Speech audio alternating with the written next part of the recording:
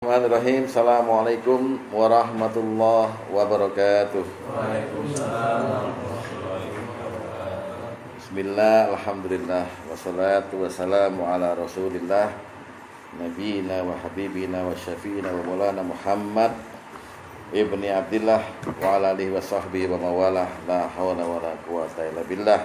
Amma ba'du. Faya ibadallah, usikum wa nafsi bittaqwallah wa ta'atihi la'alakum turhamun.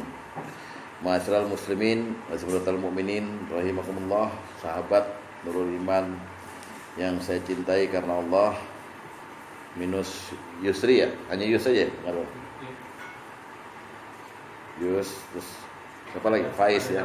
Pak Dadang. Alhamdulillah ya, kita bersyukur karena sampai saat ini kita masih diberikan kesempurnaan hidup dan nikmat ini berupa iman Islam dan juga berupa kesehatan. Ngantuk-ngantuk dikit bukan sakit itu, tapi ada aroma malas ya dalam perjuangan. Jadi harus kita lawan, Pak. Saya belum tidur ini dari mulai kemarin pagi hari. Jadi kita lawanlah, memohon ridha Allah supaya apa yang mau kita capai, bekal-bekal ini Allah meridhoi dan menambah pemahaman. Amin. Dan kepada kita minta janji Allah, karena Allah itu janjinya nggak pernah meleset, bahwa orang pencari ilmu itu akan mendapatkan ampunan. Amin. Ya. Kita jadi kalau udah dapat ampunan berarti bisa memberi syafaat kepada keluarga kita kelak di hari kiamat. Nah, saya ingatkan kembali bahwa ada dua perbuatan hati yang melengkapi bab zikir dan doa. Jadi dengan Anda udah dikasih tahu zikir dan doa secara lengkap itu ya, akhir-akhirnya kita mesti melakukan atau melaksanakan dua amalan ini, yaitu tawakal kemarin. Tawakal tuh gini ya, kalau kita mau ini meniadakan selain Allah gitu aja deh, itu tawakal. Jadi apa-apa kembalikan pada Allah, sehingga kita nggak punya rasa ada yang selain Allah gitu yang mempengaruhi hidup ini gitu. Kan selama ini kita begitu kan, punya rasa bahwa karena kelakuan saya jadi begini. Jangan. Karena skenario hidup Bapak itu yang tanggung Allah. Apa Bapak pernah minta hidup di dunia ini? Nggak pernah kan? Milih orang tua aja enggak. Milih nama aja enggak bisa kita. Jadi Allah semua. Allah nata hidup kita. Kalau ada sesuatu yang terjadi pada hidup kita nggak kita senengi, jangan doa dulu. Istighfar yang banyak. Minta ampun ya Allah, kok aku belum bisa nerima ditata sama engkau ini hidupku gitu. Itu tawakal terus. Nah, saya sedikit aja nyinggung dulu sebelum masuk ke materi utama. Kemarin kan kita ketinggalan ya, ada materi yang ketinggalan satu bab itu, yaitu sebab-sebab kita harus tawakal. Sebenarnya hanya ada 3. Pertama, kenapa kita mesti tawakal kepada Allah? Karena kita harus yakin bahwa Allah itu pencipta, pemilik, dan pemelihara kita. Jadi Allah yang nyiptain kita, Allah yang memiliki kita dan seluruh alam ini loh ya, bukan hanya kita. Dan Allah yang memelihara kita ini. Artinya Allah bertanggung jawab. Jadi kalau udah kita bikin kue, kan kita bertanggung jawab, jangan sampai mubazir tuh kue itu, ya kan? Kita bikin enak, lalu kita kasih pada orang sehingga bermanfaat itu. Nah, apa yang Allah skenariokan di hidup kita dari awal sampai nanti hari kiamat itu selalu baik. Jadi yang pertama kali kita mesti tawakal tuh karena kita berhadapan dengan zat yang menciptakan kita, memiliki kita, memelihara kita. Semua perkataan Allah menciptakan itu ada 3. Pertama pakai badi, kedua pakai fatir, ketiga pakai khaliq.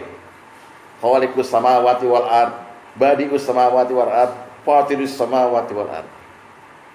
Sama-sama mencipta. Bedanya hanya satu, yang badi ini Allah menciptakan kita dan alam ini tanpa ada contoh dulu.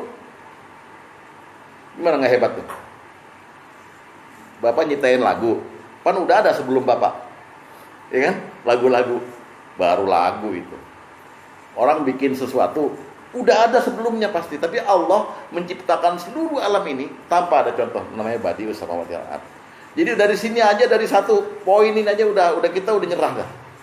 Ya, lalu Allah memiliki kita. Semua perkataan dalam Al-Quran itu ada lillahi ma fis samawati, atau lahu ma fis samawati. Milik. Pak Asep ada baju cakep gantung di jemuran. Udah tahu itu milik Pak RW gitu. Kali berani ngambil nggak? Kalau mau minjem, kira-kira mesti bilang dulu nggak? Akhirnya kita itu terbatas kepada kepemilikan sesuatu gitu loh.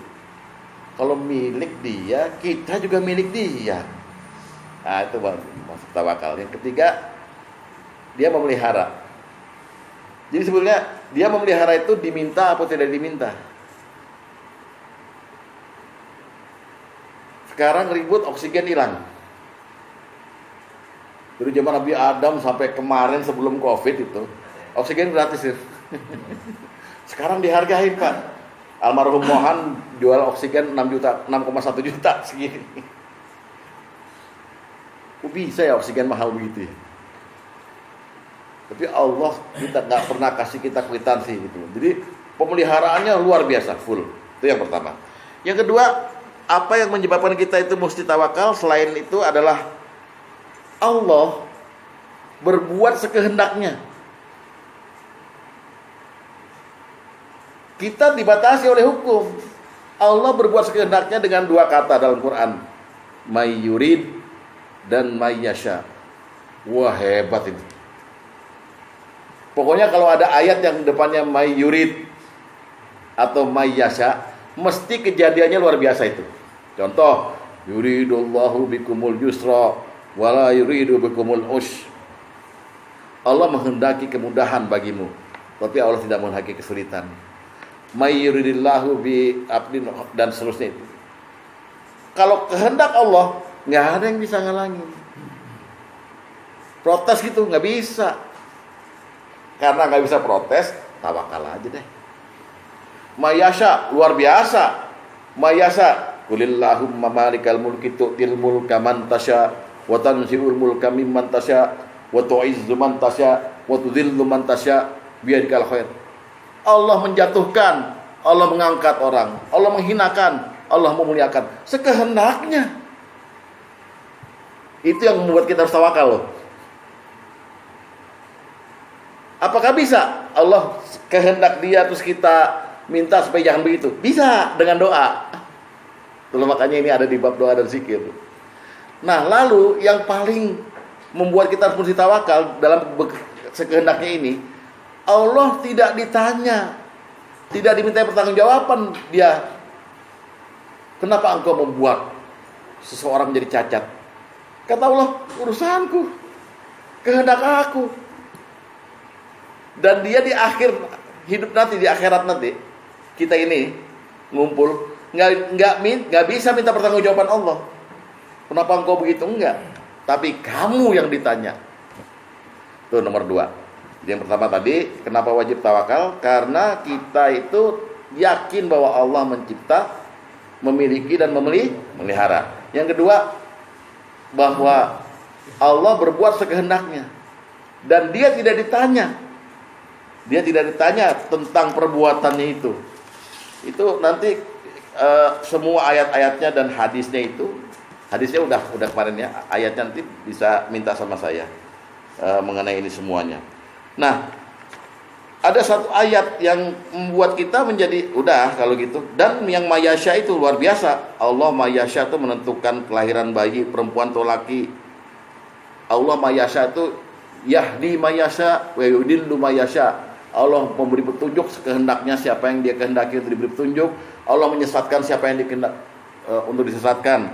Allah memberikan mencabut kekuasaan sekehendaknya. Allah melapangkan dan menyempitkan rezeki sekehendaknya. Allah meninggikan derajat atau menurunkan derajat sekehendaknya. Mayyasha semua. Siapa yang bisa kemudian mengutak-atik kekuasaan Mayyasha ini dan Mayyurid ini? Atau Allah melipat gandakan pahala sesuai kehendaknya. Pak Agus nyumbang 600.000, Pak Bambang nyumbang 600.000. Bisa dua-duanya dilipat gandakan pahalanya, bisa tidak. Cuma satu yang dilipat gandakan. Kan Allah melihat innallaha alimun bizatis sudur. Allah melihat hati yang menyumbang itu. Luar biasa ini, Pak. Allah yu'adzibu ma yasha wa yaghfiru lima yasha. Allah ampuni siapa yang Dia kehendaki. Allah azab siapa yang Dia kehendaki. Di mana kita bisa bergerak untuk melawan kehendak Allah, gitu loh. Makanya kita mesti bertawakal, itu alasannya. Kemudian Allah merubah dan menetapkan takdir mayasya sesuai kehendaknya. Waktunya saya meninggal ntar nih jam 4:30, tapi jam 4:20 saya transfer uang ke pesantren anak yatim gitu. Allah berterima kasih karena saya merawat makhluknya, maka Allah panjangkan umur saya. Kira-kira bisa nggak begitu? Bisa, ada dalilnya kok. Coba itu. Tapi karena kita nggak tahu kapan kita mati, kita enggan sedekah. Padahal as-sadaqatul tanfatul bala. Sedekah itu bisa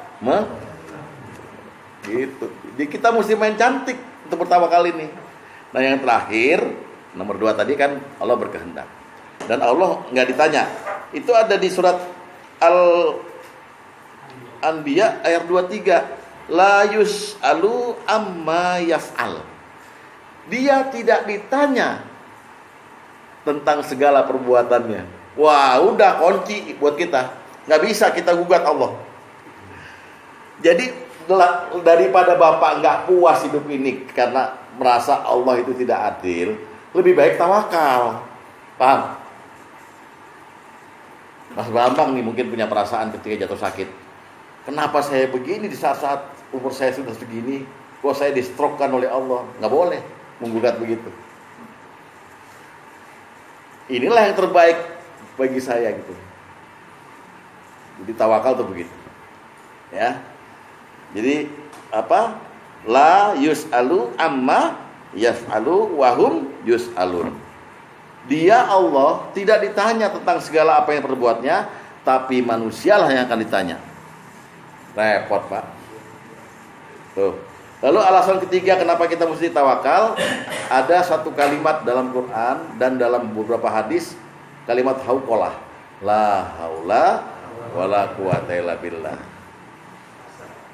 Jadi terjemahannya jangan kaku. Tidak ada kekuatan dan daya upaya selain kekuatan Allah. Ya betul itu. Itu terjemahan lughah. Ya, bahasa. Tapi intinya beginilah, Pak, kalau pakai bahasa sekarang. Nggak ada yang bisa kecuali Allah. La haula membuat orang menjadi tawadu di hadapan Allah. Merendah serendah-rendahnya juga di hadapan manusia. Bapak jangan sampai punya perasaan gini loh. Ini karena saya, jangan. Kita nggak bisa apa-apa. Punya anak bandel, sampai tua, sampai dia nikah, nggak pernah nurut sama kita. Lalu kita itu ngomong sama orang gitu, ini anak di mana hatinya ya? Padahal saya udah berusaha nasihatin gitu. Tapi tuh anak kemudian sadar. Maka kita bilang sama orang-orang, siapa dulu bapaknya? Nah, itu udah melanggar la haula wala quwata illa billah. Anak bandel itu kiriman Allah, supaya kita lebih dekat sama Allah. Ada orang seumur hidup nggak pernah tahajud, nggak pernah duha, nggak pernah apa. Dikasih anak bandel. Akhirnya dia ke kiai-kiai gitu. Udah kamu bacain ini. Dibacain, dia tahajud dibacain gitu. Setahun nggak mempan. Pindah kiai lain. Dibacain ini. Setahun nggak mempan. Pindah lagi. Akhirnya yang ini mempan. Tapi selama 3 tahun itu dia rajin tahajud. Lama-lama Allah bantu. anaknya jadi baik, dianya ketagihan tahajud. Paham nggak?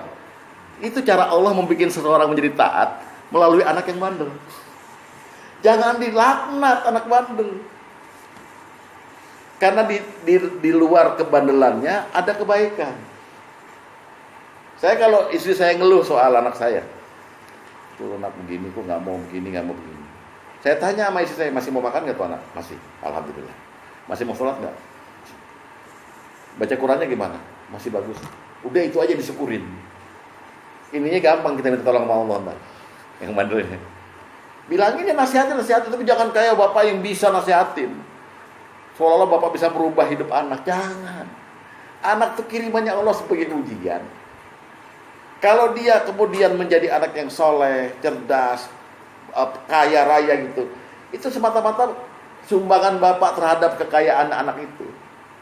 Membentuk anak itu cuma 1%. Tapi 99% adalah kekuatan Allah. Itu namanya la haula wala quwata illa billah. Oleh sebab itu Nabi berkata, maukah kamu aku beritahukan simpanan surga? Kalimat yang diambil langsung, kanzil ars, dari bawah ars, yang wahyukan kepadaku, aku ambilnya nggak melalui Jibril, langsung aku ambil dari bawah ars. Dan kalau orang mengucapkan ini dengan hati yang tulus ikhlas, dia menjadi simpanan surga. Mau ya Rasulullah? Bacalah la haula wala quwata illa billahil aliyyil azim. Tanam dari sini, nggak sombong kita Pak jadi orang.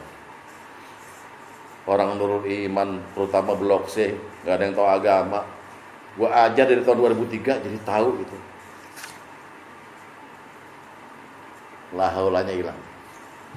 Nggak boleh ngomong begitu. Paham ya? Nah 3 inilah tadi Allah pencipta, pemelihara, pemilik. Kemudian Allah apa tadi? Yang kedua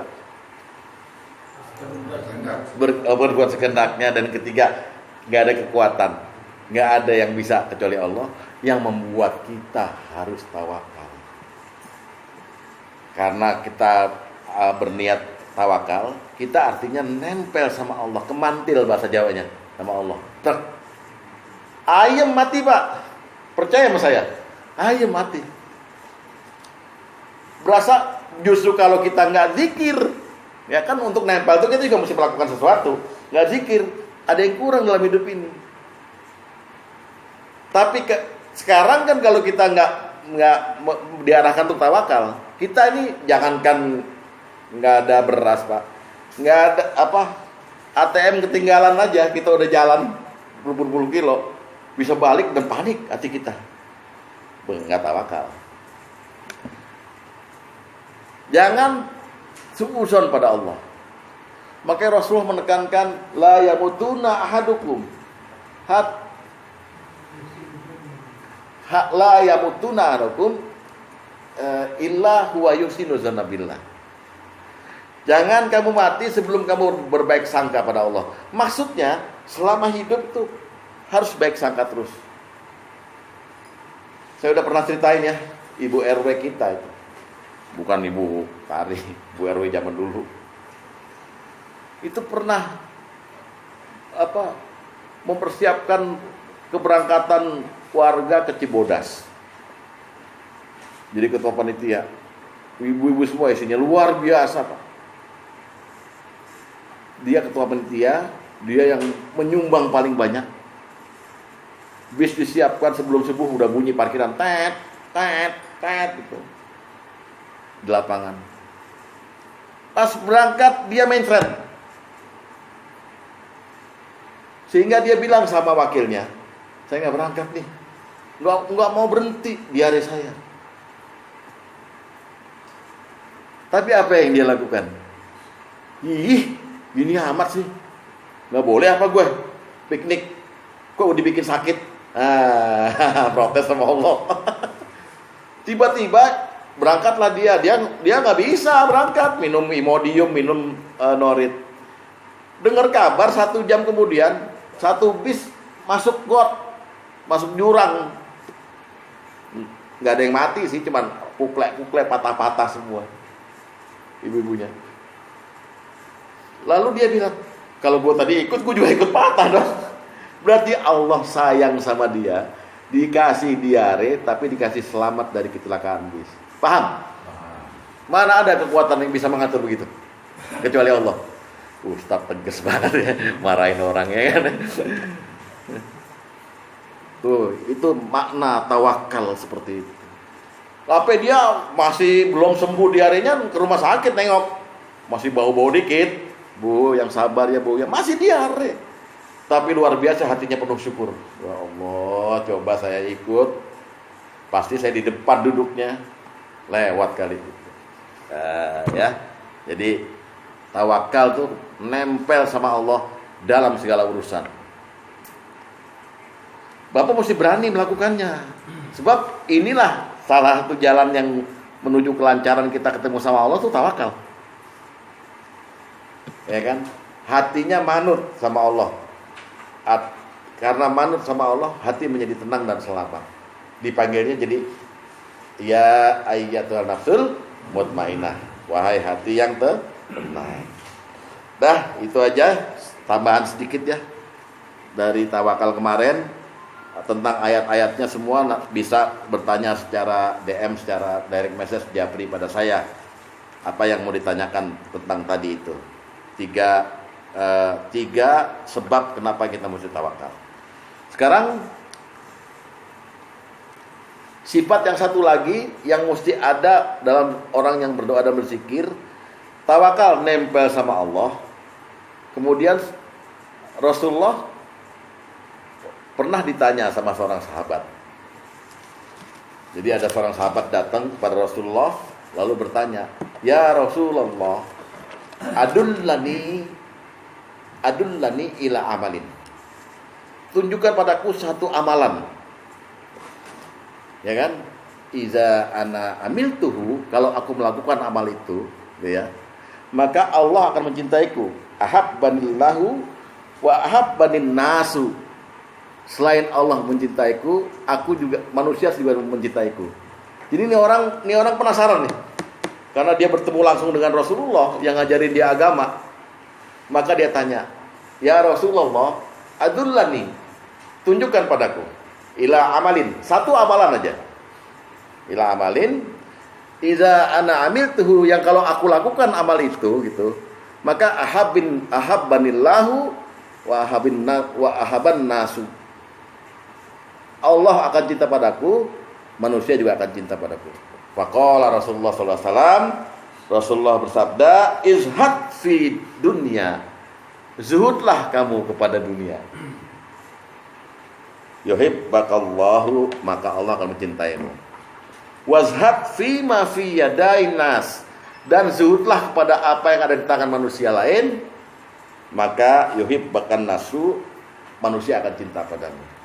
Jadi amal kedua, yang pertama tawakal, yang kedua adalah zuhud kepada dunia.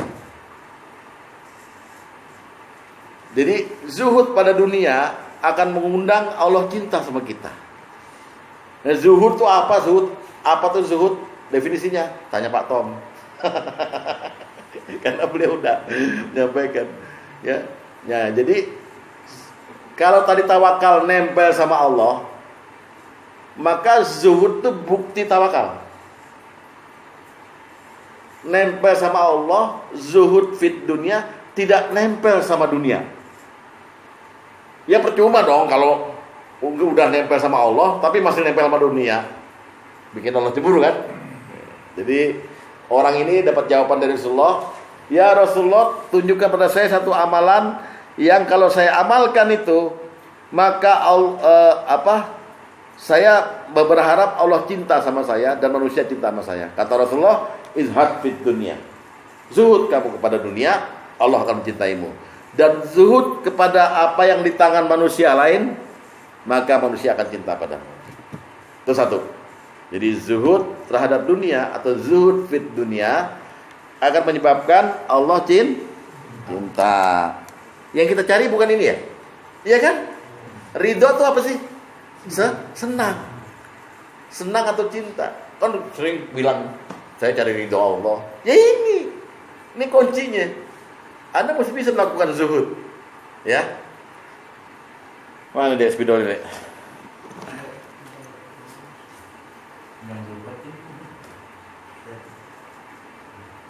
Jadi saya taruh di sini dulu, nanti kita omongnya belakangan nih, bahwa zuhud terhadap dunia, ya, zuhud terhadap dunia, zuhud fit dunia, itu yang pertama kali utamanya adalah menyebabkan Allah akan mencintai kita.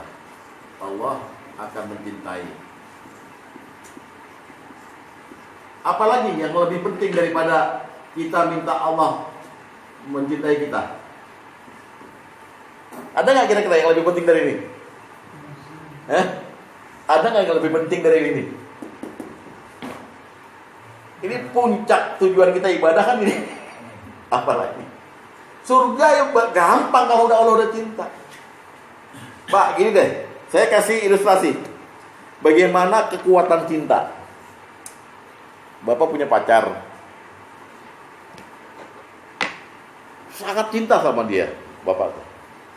Satu hari dia nggak sengaja ngaku kalau dia ngambil duit bapak dikit, 100.000. Kira-kira bapak maafin nggak? Apa yang membuat bapak memaafkan? Nggak apa-apa, Dok. Mau tambahin 30 juta. Saking cinta. Jadi nggak usah cerita surga kalau bapak belum dicintai Allah.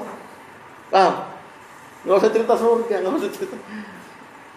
Harus melewati cinta Allah dulu, baru kita bisa minta hidup enak di akhirat. Ini orang nyebelin, Allah nggak suka sama bapak, terus teriak di bulan Ramadan, as'alukal jannah, wah minta surga. Tar dulu, lakukan sesuatu yang dicintai Allah, utamanya zuhud fit dunia. Ya, itu tadi pertama. Jadi seorang sahabat itu bertanya pada Rasulullah, ya, adullani la amalin iza ana amiltuhu, ya kan? Tunjukkan padaku satu amalan, apabila aku mengamalkannya, maka Allah akan mencintaiku dan manusia lain mencintaiku. Maka jawab Rasulullah, izhad fit dunia, ya, zuhudlah terhadap dunia, maka kamu akan dicintai Allah. Kita buka dulu hadisnya, udah saya kirim ke grup. Buka dulu hadisnya. Hadisnya dibuka dulu di grup.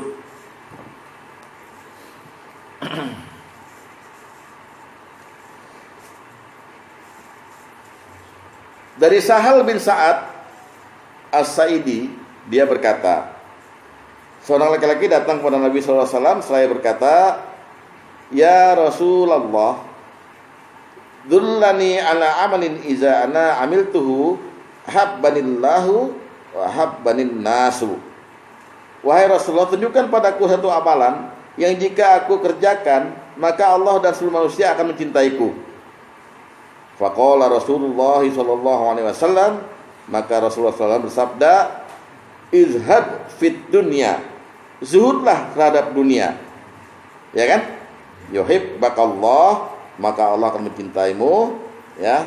Terus wazhad fima fi aidin nas, dan zuhudlah terhadap apa yang ada di tangan orang lain. Yuhibbukan nasu, maka engkau akan cintai oleh manusia. Sampai sini paham ya? Oke. Mana ada hadis ini, Pak? Patung. Ada di sini ya. Itu dulu. Nah, yang kedua, kemudian Rasulullah pernah bersabda mengenai zuhud ini, menerangkan kembali ya. Dari Hasan bin Ali ya. Rasulullah SAW bersabda, dengarkan baik-baik, inna zuhda fit dunya, sesungguhnya zuhud terhadap dunia, yurihul qalba wal badana, akan menjadikan badan menjadi sehat dan hati menjadi tenang. Jadi sekarang kita tulis dulu efeknya zuhud terhadap dunia. Pertama, satu, Allah akan mencintai. Dua, jiwa tenang, hati tenang ya, hati tenang. badan sehat. Waduh. Bapak kalau udah berumur begini, ada nggak yang lebih penting dari ini? Yang nomor 2, hati tenang, badan sehat. Ada nggak lebih penting lagi? Ini udah kan tadi penting. Sekarang di dunia, ini kan yang kita cari sekarang. Badan sehat, jiwa tenang. Kata Rasulullah apa? Inna zuhda fit dunya. Sesungguhnya zuhud terhadap dunia yurihul qalba wal badana, akan membuat hati yurih itu tenang. Kalau ke badan, yurih itu artinya sehat. Hati tenang, badan sehat. Bapak percaya nggak? Yang ngomong siapa ini? Bukan saya loh ya. Kalau saya, Bapak boleh nggak percaya? Iya dong. Nggak apa-apa, bisa didebat. Tapi Rasulullah maksud Bapak debat. Yang bener Rasul. Bukannya kalau sehat minum vitamin, kan begitu. Enggak ini. Zuhud aja. Berarti zuhud itu bukan perbuatan badan, bukan amal, perbuatan hati. Sikap gitu. Zuhud terhadap dunia bisa menyebabkan hati tenang, badan sehat. Terus diterusin sama Rasulullah, wa innar raghbata fid dunya, dan sungguhnya senang pada dunia, ya, taksirul hamma wal hazan, menyebabkan banyak kesulitan dan kesedihan. Ayo pilih mana? Senang sama dunia menyebabkan banyak kesulitan dan kesedihan. Repot. Ya, jadi itu 2 nih yang kita cari nih. Ya. Dan harus bisa dilewati. Harus bisa dilakukan, maksudnya gitu. Ya, kita lihat hadisnya juga di grup. Hadisnya di grup lagi. Hadisnya. Dibuka dulu. Dari Hasan bin Ali, dia berkata Rasulullah SAW pernah bersabda, Inna zuhda fit dunya yurihul qalba wal badana. Sesungguhnya zuhud terhadap dunia menyebabkan hati merasa tenang dan badan menjadi sehat. Wa innar raghbata fit dunya, sungguhnya senang kepada dunia, tuksirul hamma wal hazan, menyebabkan banyak kesulitan dan kesedihan. Kalau bisa milih yang mana? Zuhud pada dunia apa raghbata fit dunya? Bohong lo. Gua marah nih. Bilang aja, sekarang sih masih raghbata Ustaz. Gitu enggak apa-apa. Paling gue cekek lo, ya enggak? Gitu. Enak aja. Paham kan tapi ya? Paham dulu. Tapi saya belum menyampaikan definisi zuhudnya, belum. Tapi kira-kira mungkin ngerti lah. Mungkin zuhud artinya benci kali ya, gitu. Benci kali atau nggak nempel atau menghindar dari dunia gitu. Boleh, Bapak, boleh mikir seperti itu. Ya. Nah. Hari ini ada nasi uduk nggak? Kalau nggak ada nasi uduk, hafalan aja ya. Kalau ada hafalan berarti nggak sampai jam 3 dong, ya kan? Sejam aja kita mulai. Emang dua-duanya serba salah. Ada makan jadi nggak hafal, ada hafalan jadi pada jengkel. Ngaji begitu. Luar biasa. Nah, sekarang saya mau sampaikan pada bapak-bapak dulu ya. Mudah-mudahan jadi tambah mengerti dasar-dasar kenapa kita mesti zuhud. Sekarang kita taruh dulu dah definisi zuhud secara umum. Zuhud fit dunia ya. Kalau zuhud sendiri secara bahasa itu artinya sebetulnya malas. Bukan malas ya, apa ya? Tidak bersemangat gitu. Nah, kalau tapi kita bahasa Indonesia kan lah menghindar, menjauh, nggak benci loh ya, jangan benci loh, nempel, seneng, nah itu zuhud fit dunia, artinya menghindar dari dunia, menjauhi dunia, ya, nggak nempel sama dunia gitu. Itu dulu ya definisinya ya. Nah, kenapa kok kita disuruh zuhud? Dan itu akan menyebabkan Allah cinta. Dan itu akan menyebabkan kita menjadi sehat badan, lalu hati tenang. Ini kan ada amalan hati yang luar biasa zuhud ini berarti. Nah, kenapa kita disuruh zuhud terhadap dunia? Berarti ada masalah sama dunia ini. Dunia ini pasti ada masalah, ya kan? Sehingga kita disuruh menjauh. Pasti ada masalah. Saya kasih dulu ilustrasi supaya bisa mendekati pemahaman. Bapak nggak punya rumah, dipinjemin rumah. Orang yang minjemin tuh dermawan gitu loh, nggak usah bayar. Udah pakai aja di rumah, sampai kamu bosen. Tapi hati-hati pakai rumah itu, karena kadang-kadang kalau malam tuh ada kelabang datang, tiba-tiba ada ular kobra jatuh. Gitu. Bapak masih mau pakai rumah itu karena butuh rumah itu. Tapi sikap bapak bagaimana? Hati-hati, jaga-jaga. Kelabang, apa gitu. Nah, dunia itu digambarkan seperti itu oleh Allah. Kamu ya saya kasih dunia ini untuk selama hidup kamu gitu. Tapi hati-hati. Dunia ada jeleknya, kata Allah. Jeleknya itu 3, Pak, dunia itu. Dunia itu jeleknya 3, ya. Jelek pertama adalah sifat-sifat dunia yang jelek. Kedua, nilai-nilai dunia yang jelek. Ketiga, dunia statusnya terlaknat oleh Allah. Lah, makanya kita mesti jauh ternyata. Ya, jadi yang pertama yang menyebabkan kita mesti zuhud terhadap dunia, artinya jaga jarak terhadap dunia. 1, dunia itu punya sifat jelek. 2, dunia nilainya jelek di mata Allah. Di mata kita kan kagak. Orang kan kalau punya motor kan, ya kan, pilih Ninja gitu. Kenapa kok pilih Ninja? Keren.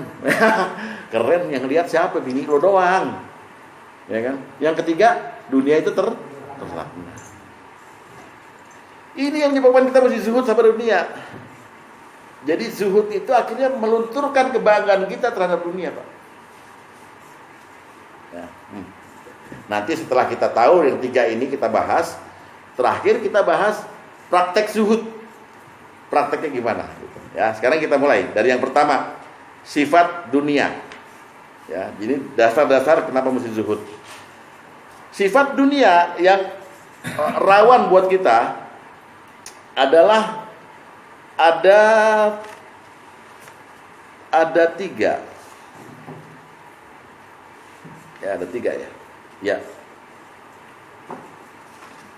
Pertama, dunia itu panggung sandiwara dan mimpi.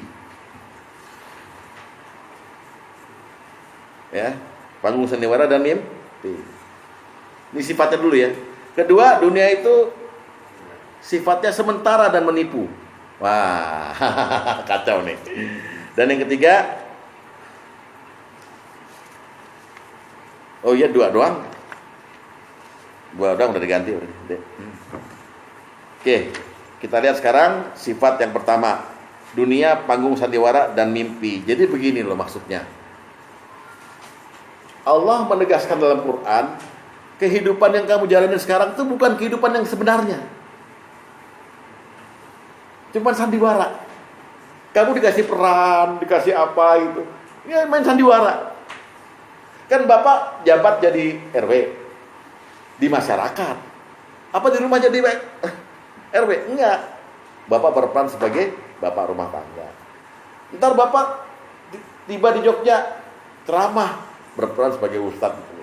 Jadi yo gitu aja. Enggak ada yang pasti gitu. Ya Mas, di kantor jadi satpam. Ntar di rumah sakit jadi pasien. Ntar di rumah digebukin istri. Ya udah Pak, nggak usah hidup. Misalnya gitu. Jadi panggung sandiwara.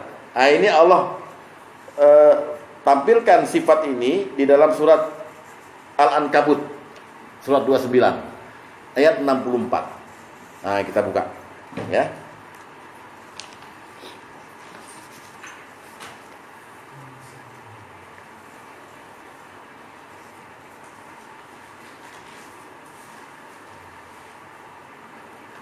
Ayat 24. 64 Pak. 64 ya, 64. Ya, kita lihat ya. Apa bunyinya itu? A'udzubillahi minasyaitonirrajim. Wa ma hazihil hayatud dunya illa lahwu wa la'ib. Dan kehidupan dunia ini hanya senda gurau dan permainan, bercanda dan main-main. Lihat, wa innad darul akhirah lahiyal hayawan law kanu ya'lamun. Dan sesungguhnya negeri akhirat, kampung akhirat, itulah kehidupan yang sebenarnya kalau kamu tahu ilmunya. Wah, luar biasa ini. Ini rahasia pribadi, rahasia privatnya Allah ini sebetulnya. Jadi kita ini, loh kok Ustaz kita ini hidup nih? Iya, tapi kamu lagi main-main sekarang. Lagi senda gurau. Buktinya, yo, di sini ngangguk-ngangguk. Sampai luar ditanya, ngomongin apa tadi? Lupa gua. Main-main lo ngaji. Nah, salah satunya bukan cuma di ngaji, di banyak hal. Ya, pertama itu. Makanya Rasulullah berdoa pada waktu perang Khandaq, kan gali parit tuh. Rasulullah punya syair yang berbentuk doa gitu. Ya Allah, kehidupan ini hanyalah sungguh akhirat itu adalah kehidupan yang sebenarnya. Rasulullah begitu ngomongnya doanya. Karena Rasulullah yakin bahwa ini cuman bersandiwara kita sekarang di sini. Ya. Kita buka hadis nomor 1.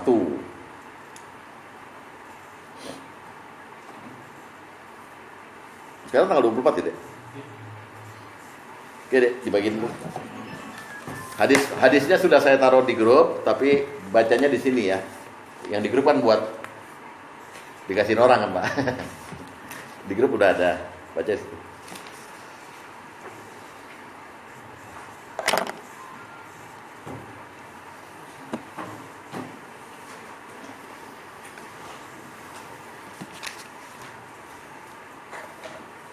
Oke. Hadis nomor 1. Kita ikutin keyakinan Rasulullah ya. Dari Anas radhiyallahu anhu, dia berkata, sungguhnya Nabi SAW pernah berdoa, Allahumma la aisha illa aisal akhirah. Ya Allah, ini maksudnya ada kata-kata yang tersembunyi nih. Ya Allah, hamba meyakini, maksudnya gitu loh. Hamba meyakini tidak ada kehidupan yang sejati selain kehidupan akhirah. Bapak janji mau ngaji, bisa meleset nggak? Main-main berarti lo. Nggak sungguhan kan hidup ini? Karena melesetnya Bapak itu nggak pakai maaf, nggak pakai apa, udah aja hilang aja di telan bumi. Habis itu datang lagi 4 bulan kemudian gitu. Hei Ustaz, apa kabar? Makin gemuk aja Ustaz. Lo kenapa nggak datang? Kan begitu mesti kita tanya. Oleh sebab itu, karena itu nggak terjadi pertanyaan-pertanyaan itu, main-main lo. Ini baru soal ngaji. Belum soal sama istri, soal sama teman kerja, semuanya itu kita kayak bersandiwara semua. Nggak ada yang pasti. Oleh sebab itu, ini bukan kejadian yang sebenarnya. Hidup yang benar-benar hidup adalah di akhirat. Sehingga dunia itu, kehidupan dunia ini, sandiwara dan mimpi. Karena Rasulullah pernah bersabda, an-nasu niyamun fa iza matu intabahum anil manam. Manusia itu semuanya tidur sekarang, dan ketika dia mati, dia terbangun dari tidurnya. Baru ngelihat hakul yakin, oh ini toh barzah, oh ini toh siksa, oh ini toh malaikat. Sekarang nggak kelihatan kan? Makanya kita disebut oleh Rasulullah, semua manusia sekarang lagi tertidur. Orang tidur berarti bermimpi. Nah, kalau sekarang Bapak nih mimpi, kan aneh mimpinya kan? Tiba-tiba ada di Tangerang, tiba-tiba lagi ngapain, naik motor, jatuh ke jurang, tapi hidup lagi. Nah, kita sekarang kayak gitu. Karena kita kita hanya memakai ilmal yakin di dunia ini, hidup di dunia. Oh iya yakin, ini ibadah, ini apa gitu. Oh ini pahala, ini dosa, tapi nggak kelihatan kan? Nggak kelihatan kan? Malaikat nanti datang nyambut nyawa kita. Sekarang nggak kelihatan kan? Nggak kelihatan. Begitu kejadian di kita, maka pakai ainul yakin. Dengan keyakinan mata kita melihat. Sudah sampai kita tadi akhirat, pakai hakul yakin. Oh ini udah yang hak ini. yang sebenarnya. Hadis nomor 6. Hadis nomor 6. Jangan-jangan ini ya jadi hafalan ini, ya kan? An-nasu niyamun faiza matu intabahum anil manam. Manusia semuanya sedang tertidur saat ini. Dan ketika mati, maka manusia bangun dari tidurnya. Oh, ya. Mudah-mudahan bukan hafalan, bukan ini terlalu pendek Biasanya 3 baris kok. Ya.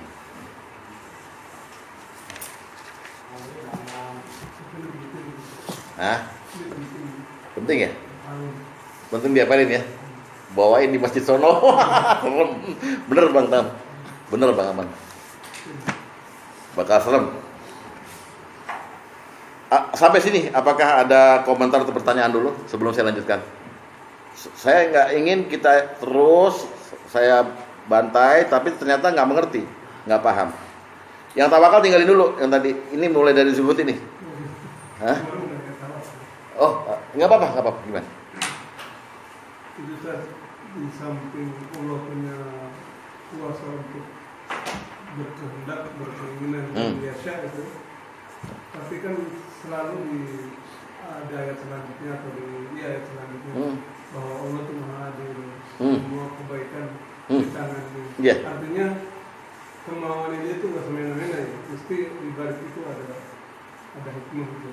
Ya kalaupun semena-mena dan ada sifat yang menurut mata kita, mata awam manusia, makhluk yang lemah ini Allah semena-mena, karena Allah juga sifatnya murka atau Jabbarul Mutakabbir, gagah perkasa, Wahidul Qahar, maha mengalahkan, Jabbar, maha sombong. Itu terserah Allah. Jadi, tapi kita tetap harus mengikuti husnul adab kepada Allah, bahwa Allah maha baik. Kalau itu kan pasti kan.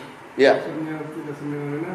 Yang tadi bilang dia diberi azab memang pasti di sebelumnya dia pernah berbuat ini gitu kan. Ya, walau ya. Tidak semena-mena juga, Ya. ada alasan. Pasti. Atau kebaikan untuk dia sendiri gitu di balik itu. Iya, ada hikmah, ada kebaikan. Iya, itu sama dengan begitu kan. Orang yang bebel dibilangin bahwa kalau kamu berbuat ini kamu masuk neraka, tapi masih berbuat juga gitu. Itu sama dengan pernah saya uraikan di sini, anak kecil yang dikasih permen, suruh main, tapi jangan sampai ke sono ke rawa-rawa, tak ada ular. Digigit ular, beracun gitu. Dia ke sono juga. Udah diperingatin jangan ke sana juga. Digigit ular. Lalu kan kita lihat neraka tuh kejam. Allah Maha mengazab, ya kan? Sebetulnya tidak, karena anak yang tadi digigit ular dibawa ke dokter orang tuanya, sama dokter mau disodet dagingnya supaya keluarin racunnya. Nah, nyodet daging itu kejam apa enggak? Dari tujuannya jadi tidak kejam. Karena sayangnya orang tua kepada anak supaya anak jangan mati kena racun. Allah juga begitu. Saking sayangnya Allah terhadap makhluk yang namanya manusia ini, maka diperingatkan, jangan main-main ke neraka. Jangan lakukan ini gitu. Masih bandel juga. Ya Allah bakar. Manusia itu ibarat emas murni tanpa campuran logam. Campuran logam itu dosa. Jadi kalau orang udah berdosa, emas murni yang tadinya bertauhid jadi ada logamnya. Nah, untuk jadi balik emas murni lagi mesti dibakar. Allah punya penggorengannya. Namanya an-nar. An-naru jahannam. Bapak,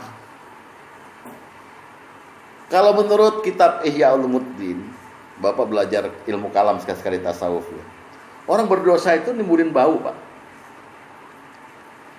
Bau ikan busuk. Kita kalau beli ikan, nggak usah ikan yang busuk. Kan amis kan, bau, nggak enak gitu. Tapi gimana cara membuat baunya menjadi harum? Digoreng. Jadi kalau Bapak banyak dosa, Bapak nggak usah khawatir, malaikat nggak sampai gosong kok. Ya, Bapak digoreng, dibolak-balik. Penggorengannya itu namanya neraka. Tadi bolak-balik, sampai matang gitu. Udah harum, baru bisa masuk surga. Ustaz, apa pengalaman Ustaz? Ya, dosa-dosa gitu. Hanya lo dengerin kalau ada pengajian ini Pak, dengerin. Ya. Mudah-mudahan lah Bapak bisa menarik saya ke surga nanti. Amin. Karena yang paling banyak ngomong, paling banyak paling banyak salah. Ya. Tapi kalau ngomong profesor kan lain lagi ya. Ya, paling banyak benarnya gitulah. Sampai mana tadi gue lupa dah.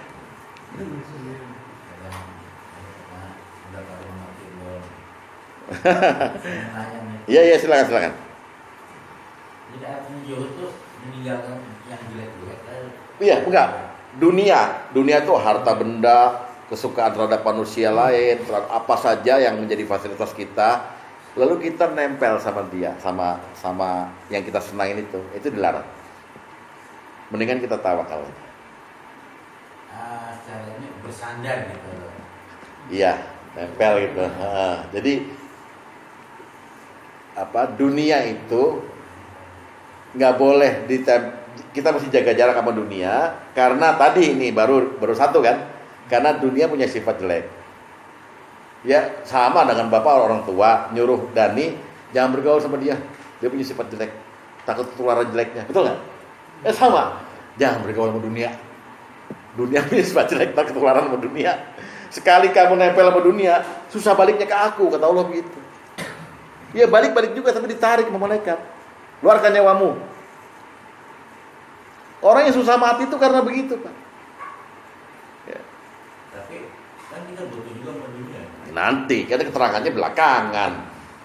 Kalau Bapak mau buru-buru begitu, nggak usah datang 2 Jumat, Pak. Nggak mau keterangan dari awal dia. Tegas ya, Ustaz. Terlalu pintar, Pak. Hah? Terlalu pintar. Pintar aku sih. Ya kan kita ngomongnya begitu juga, nanti ngelewatin kita masalah itu. Kita perlu sama dunia. Betul. Mati baru mana? Udah ya. Lalu sifat yang kedua, dia hanya sementara dan menipu. Sifat dunia sementara dan menipu. Bapak bangga punya bini cantik, ntar tunggu 20 tahun lagi udah keriput, ompong, lodoy. Coba lo gaulin lagi deh, udah putihnya ada di paha, bingung ini apa nih, ular gitu.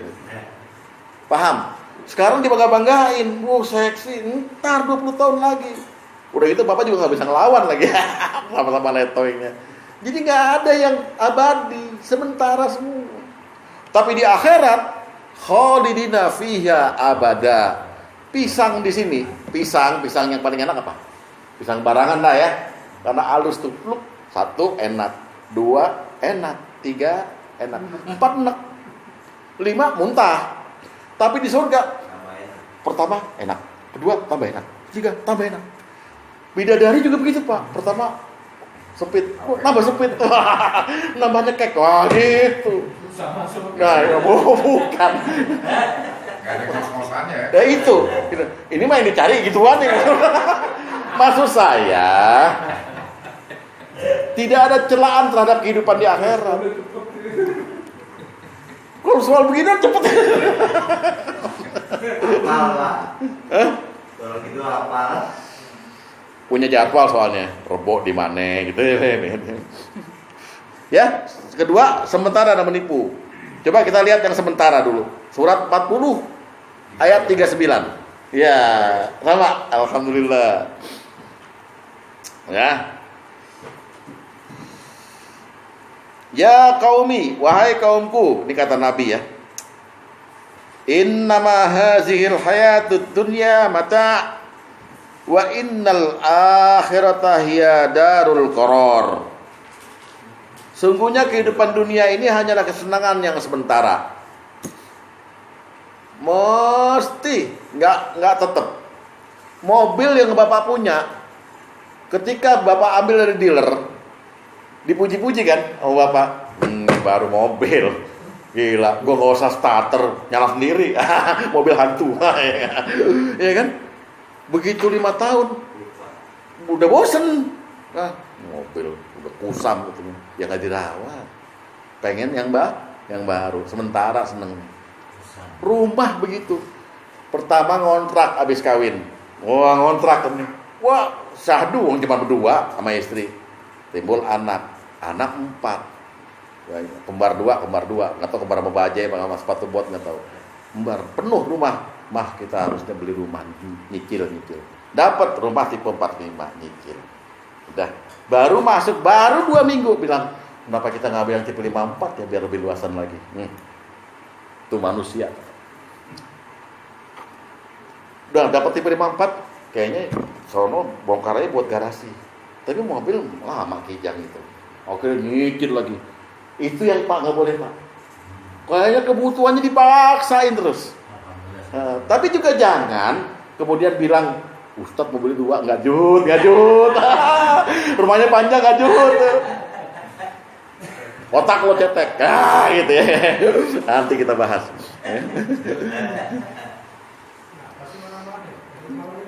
Apa? Habis dia mau gantiin gue di sini. Bingung nggak ada apa yang diceramahin sama dia. Ya. Jadi akhirat itu negeri yang kekal, kesenangan dunia itu, kehidupan dunia negeri yang sementara. Kehidupannya apapun. Ya. Lihat tadi nomor 9. Itu sama Rasulullah membicarakan tamsil kehidupan dunia itu sama dengan tamsil rahmat Allah. Ya Iksan ya. Lihat tadi nomor 9 nih. Dari Aisyah dia berkata, Rasulullah SAW bersabda, lihat baik-baik, ad-dunya daru malla darolah wa malu malla mala wa malu mala malalah. Dunia itu adalah rumahnya orang yang nggak punya rumah, dan hartanya orang yang nggak punya harta. Dunia itu adalah rumahnya orang yang nggak punya rumah, dan hartanya orang yang nggak punya harta. Maksudnya apa nih? Gini loh, bapak tuh rumahnya itu gantian. Sekarang rumah bapak atas nama bapak mati, ganti milik anak. Anak kok pinter ngejual, jadi milik orang lain. Mana yang milik bapak tadi? Saya tanya. Hilang Ustadz karena saya mati. Itu rumahnya orang yang nggak punya rumah. Hartanya orang yang nggak punya harta. Begitu. Harta habis dibelanjakan. Udah selesai. Ternyata hanya sementara di tangan kita. Gantian hidup ini. Jokowi sekarang presiden. Coba 30 tahun lagi. Jadi Kang Kayu. Ya udah lo kayaknya benci banget sama Jokowi. Terampok. Ini kalau 30 tahun. Awas masuk YouTube. Enggak. Pak Lurah, Pak siapa? Pak Lurah Pak Rahmat ya? Pak Lurah 5 tahun lagi udah ganti. Jadi jabatan lurah adalah jabatan orang yang tidak punya jabatan. Karena diganti sama orang lain. Hidup ini gantian. Itu loh maksudnya. Ya. Ini kalau buat apalan ribet nih, ya. Ad-dunya daru malla darolah wa malu malla malalah. Dunia itu adalah rumah orang yang nggak punya rumah, dan harta dari orang yang nggak punya harta. Sementara kan? Sementara. Tapi di sini nggak jadiin langit sebagai atapnya. Oh itu kan lagu, ya kan? Kering sudah rasanya, ya kan? Air mataku. Itu ke minor loh ya. Langit sebagai atau ya. Pak Hidayat panggil sini. Lihat An-Nahl ayat 96. An-Nahl 96. Surat 16 ayat 96.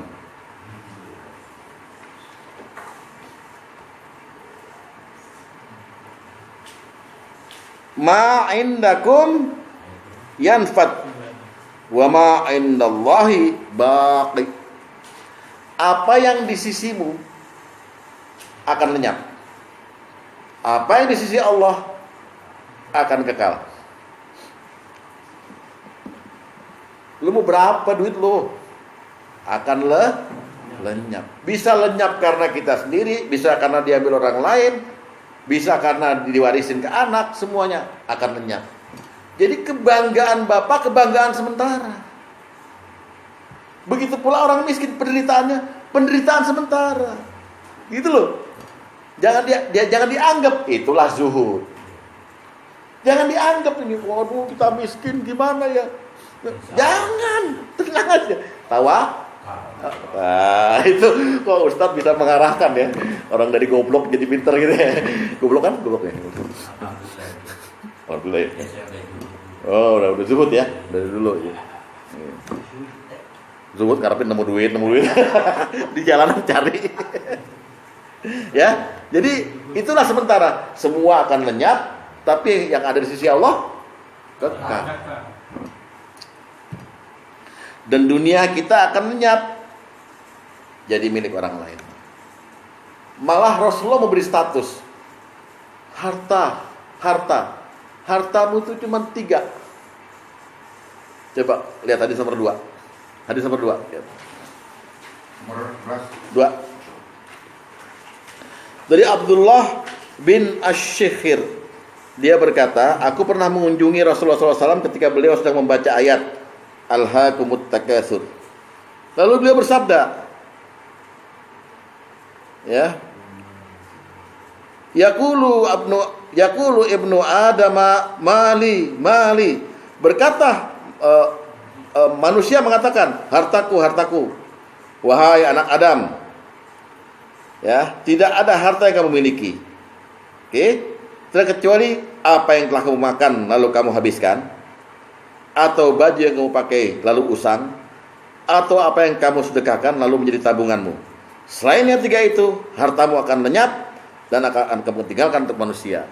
Jadi bapak statusnya sebetulnya sekarang, bapak hidup di dunia ini cukuplah dengan apa yang dimakan lalu menjadi kotoran, apa yang dipakai lalu usang, dan apa yang bapak sedekahkan lalu menjadi tabungan. Kira-kira milihnya 3 ini boleh seimbang. Beli baju lagi boleh, makan kan tiap hari gitu. Tapi jangan lupa yang nomor 3 itu. Itu harta yang nanti akan kekal.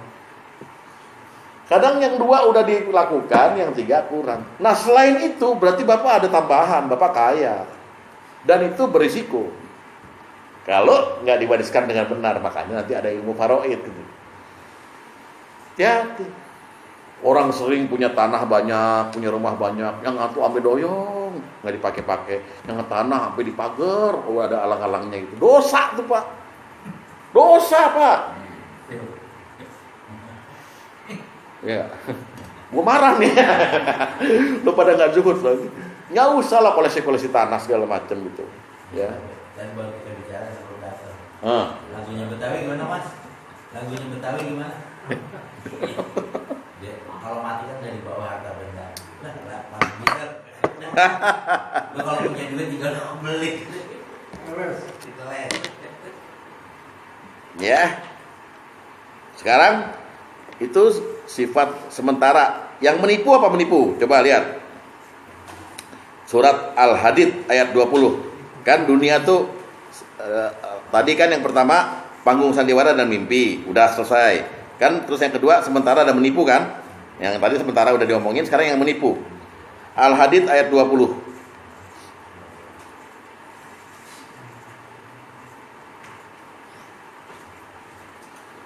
Apa kata Al-Hadid ayat 20? Lamu ketahuilah annamal hayatud dunya laibu wa lahu.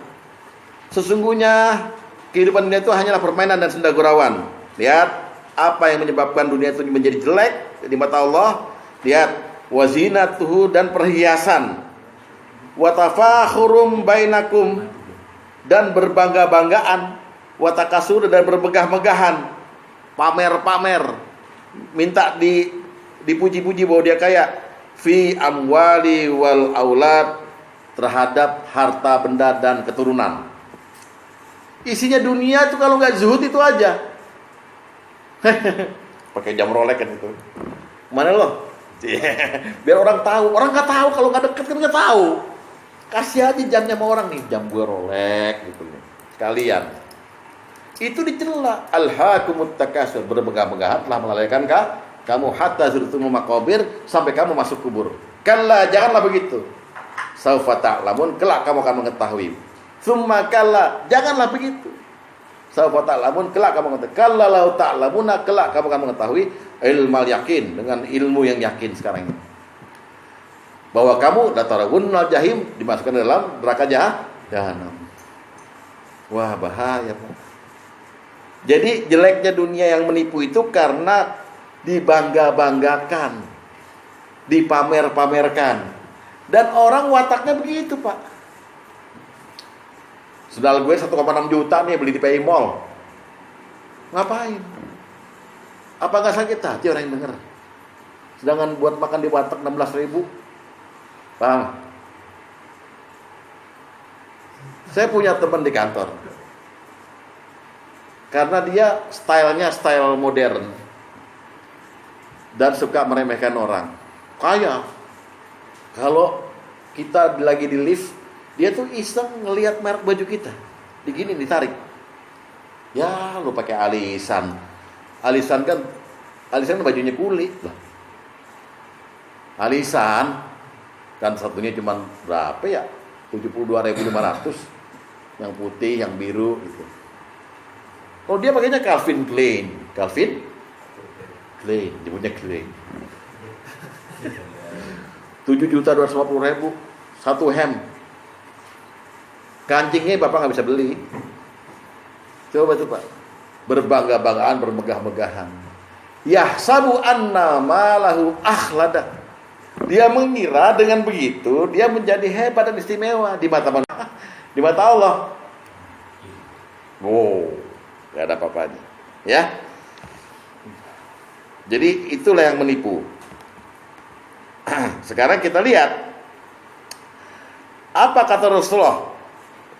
Hadis nomor 7.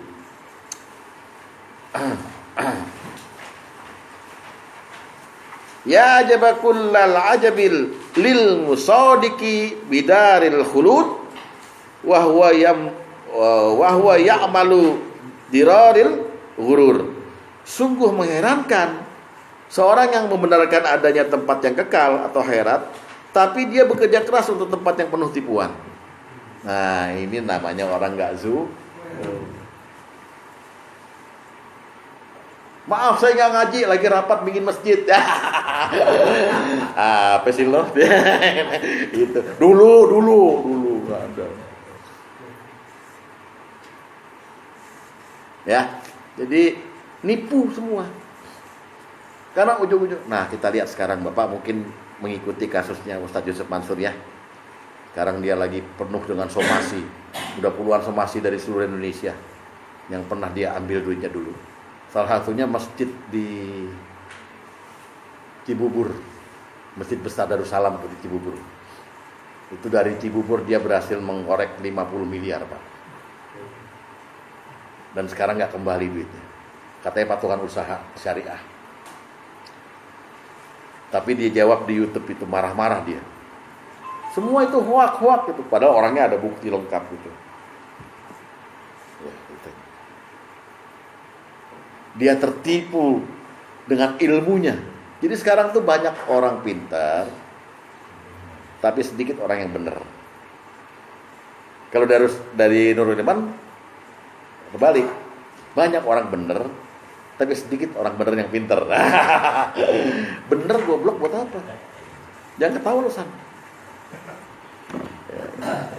Bener pinter, nah, enak lihatnya, ya kan?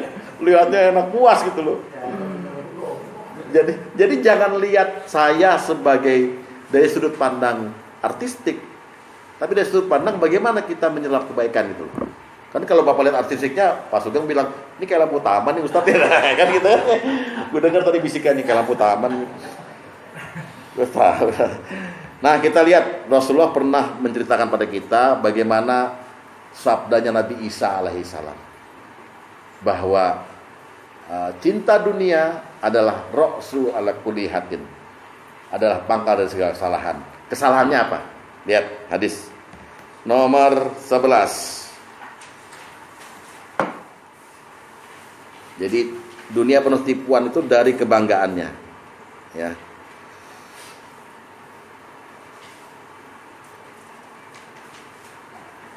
Dari Sufyan As-Sauri dia berkata, aku mendengar Rasulullah SAW bersabda, Isa bin Maryam pernah berkata, hubbud dunya ra'su kulli khati'atin. Cinta dunia adalah pangkal segala kesalahan. Wal malu fihi da'un kasir. Dan pada harta terdapat penyakit yang sangat banyak. Isa bin Maryam ditanya, wahai ruhullah, wahai ruh ciptaan Allah, apa penyakit-penyakit harta itu? Beliau menjawab, 1, tidak ditunaikan haknya. Dalam harta kita ada hak orang lain, ada hak zakat, ada hak sedekah, hak orang lain semua. Ada hak untuk diarahkan pada infak fisabilillah. Itu kita nggak tunaikan. Itu penyakit harta. Karena kalau orang udah megang, misalnya Pak Asep megang 10 juta, tentu Pak Asep masih mau sedekah. Ustadz berapa ini sedekahnya? 2,5%. Kira-kira berapa jadinya? Kalau dari 10 juta? 2,5% kok. 50.000. Hah? 50.000. Caranya gini, dibagi 40 aja. Enggak, dibagi 10, dibagi 4. 250.000. Tiba-tiba Pak Ustadz pegang 10 miliar. Jadi berapa? Enggak mungkin. 25 juta. Hah? Kayaknya kalau 10 enggak lah 1 miliar. Hah? Iya 10 miliar kan 25 juta. Lalu Pak Ustadz bilang, nggak ada sedekah 25 juta. Gila nih Islam. Rusak. Nggak ditunaikan haknya. Yang kedua,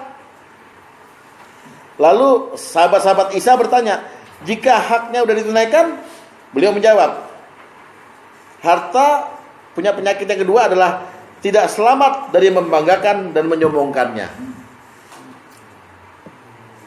Iya kan? Mobil baru putar-putar di komplek. Putar-putar komplek. Camry, Mercy. Nah, kalau mobil bapak Zebra mau putar-putar juga. Ketawain kan. Parkir aja depan rumah. Parkir depan rumah, ya kan? Kena banjir. Nangis, ya Allah, kenapa Pak banjir katanya? Lo pamer kan gitu. Ya. Yang ketiga, mereka menimpainya lagi. Kalau udah selamat, nggak membanggakan dan nggak menyombongkannya gimana? Beliau menjawab, memperindah dan mempermegahnya akan menyibukkan diri dari mengingat Allah. Kayak pusing. Nggak ada yang selamat.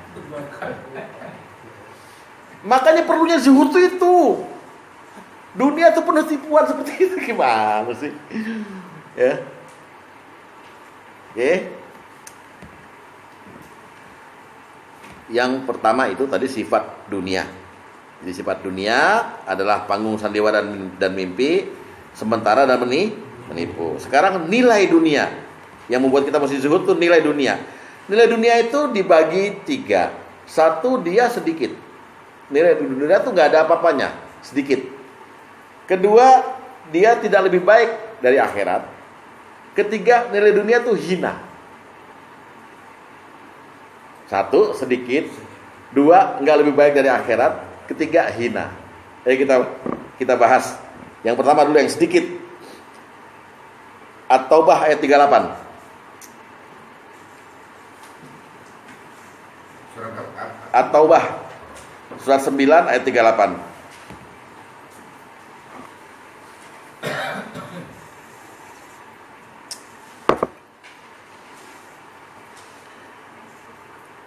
Hai orang-orang yang beriman, ini kan soal perang nih ya. Apakah sebabnya bila dikatakan kepadamu berangkatlah berperang pada jalan Allah, kamu merasa berat dan ingin tinggal di tempatmu? Apakah kamu puas dengan kehidupan di dunia sebagai ganti kehidupan di akhirat?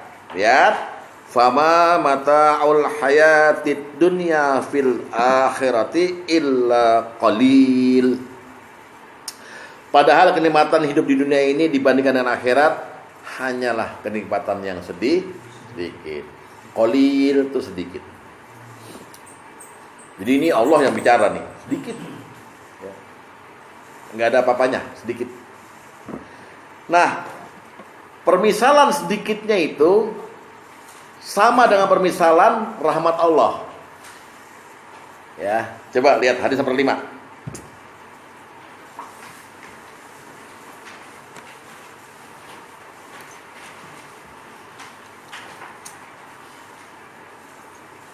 Dari Al-Mustawrid dia berkata Rasulullah SAW bersabda, wallahi demi Allah, mad dunya fil akhirati, ya, Sesungguhnya kehidupan dunia dibandingkan dengan kehidupan akhirat hanyalah seperti air, misluma, ya ja'alu ahadukum, seperti air yang tersisa di jari seseorang setelah dicelupkan ke dalam lautan. Ya, terus falyanzur bima tarji'. Perhatikanlah betapa sedikitnya air yang tersisa di jari tersebut. Jadi kenikmatan dunia yang Bapak sekarang pakai, banggakan, pamerkan itu, kata Rasulullah, di sisi Allah seperti air yang tersisa di jari ketika dicelupkan ke laut. Air yang ada di jari itulah kehidupan dunia yang Bapak pakai. Tapi kehidupan akhirat kenikmatannya adalah lautan luas itu. Bapak senengnya pakai yang sedikit-sedikit apa yang banyak-banyak. Orang yang suka sambal kalau makan bakso, ya kan? Sambalnya nambah terus kan? Artinya dia pengen lebih banyak dari kenikmatan yang dirasakan sekarang. Pengen afdol nih, nggak nendang gitu. Watak manusia begitu. Oleh sebab itu Allah kasih tahu, kamu di dunia itu ngapain bangga-banggain? Itu kecil gak ada apa-apanya gitu loh. Cuma orang nggak bisa menganggap begitu. Akhirnya orang tidak bisa zuhud terhadap dunia. Itu loh. Ya. Itu sedikit. Sekarang nilai dunia yang kedua adalah tidak lebih baik dari akhirat. Surat 42 ayat 36.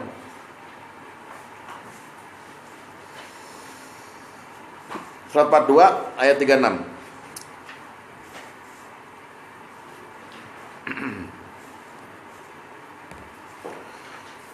Fama utitum min syai'in famata'ul hayatid dunya. Maka sesuatu yang diberikan padamu itu adalah kenikmatan hidup di dunia saja, maksudnya gitu ya.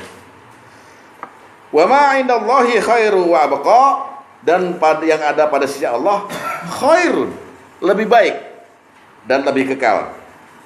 Bagi siapa? Bagi kita, yaitu orang-orang yang beriman dan orang-orang yang bertawakal.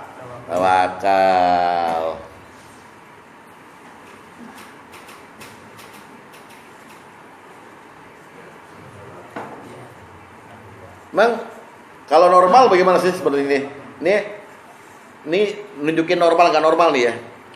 Ada dua perempuan, sama-sama solehah, namanya Mutia sama Rahmah. Pak Asep cari jodoh. Mutia sama Rahmah dua-duanya sama mau sama Pak Asep. Tapi masing-masing orang tua memberitahukan keburukan dan kebaikan anak itu. Mutia, orang tuanya bilang sama Pak Asep, ini anak masih perawan ting-ting, ngajinya hafiz segala macam gitu. Yang Rahmah dibilang sama orang tuanya, ini ngajinya bagus segala macam itu, tapi maaf udah pernah diperkosa orang. Pak Asep ini yang mana?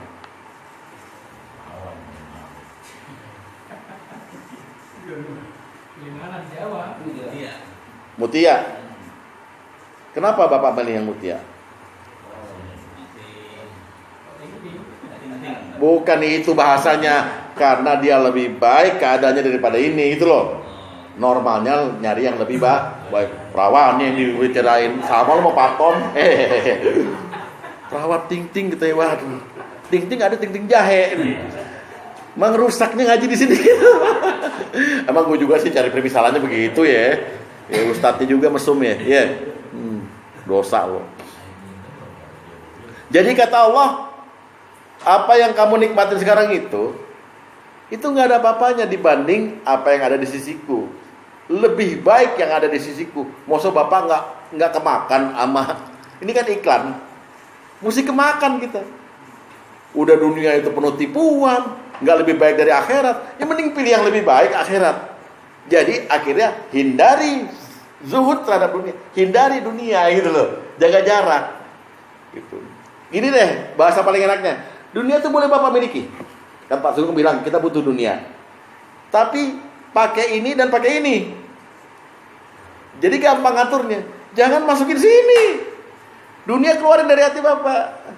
Bapak kalau udah masuk sini, apapun dunia bentuknya, akhirnya yang haram, yang segala macam, kita udah terlanjur suka, dalam suka kita. Nggak kita peduliin lagi. Cari sebanyak-banyaknya. Tapi kalau pakai ini, gampang kita lepas. pakai ini, kita mikir, ini mah kolil, gitu. Tahu ya? Itu busuknya dunia tuh, ya. Tapi kalau Ihsan enggak bikin akuarium kan dunia nih tat, ngasilin nih ya lo. Sorry San. Itu bagi orang beriman dan orang yang tawakal. Ada satu lagi. Surat Al-An'am surat 6 ayat 32.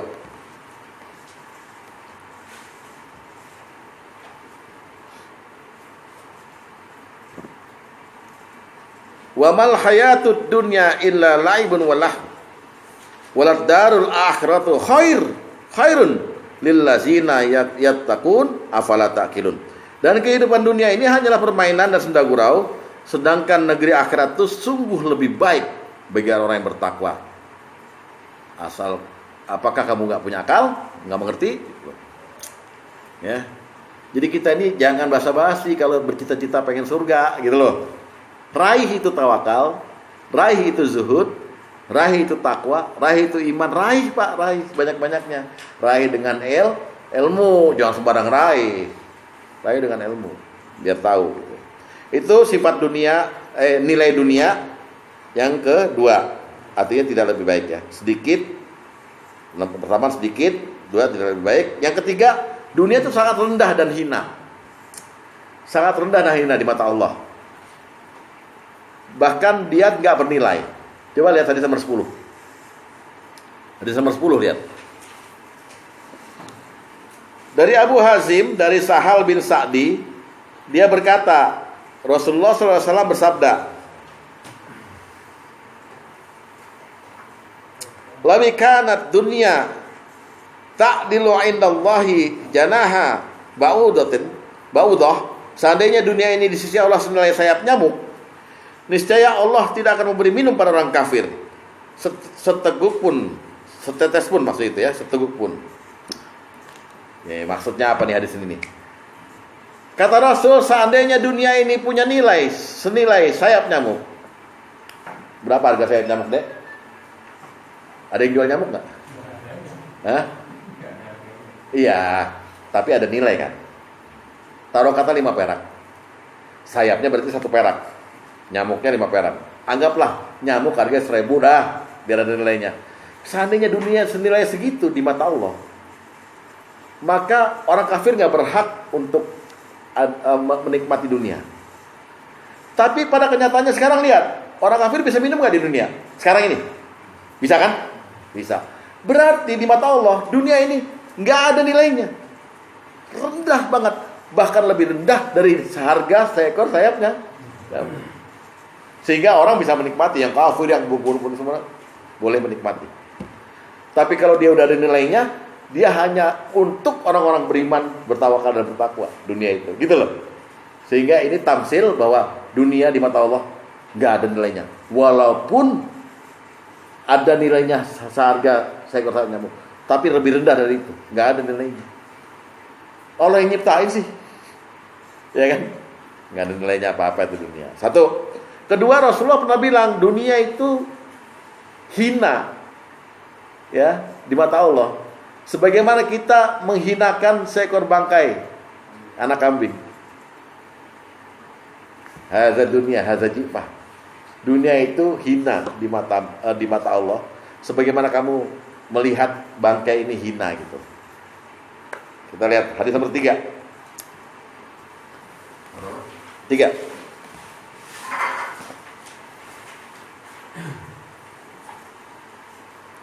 Dari Jabir bin Abdullah bahwasanya Rasulullah SAW pernah masuk pasar melalui jalan yang tinggi dengan diikuti orang banyak di kanan kiri beliau.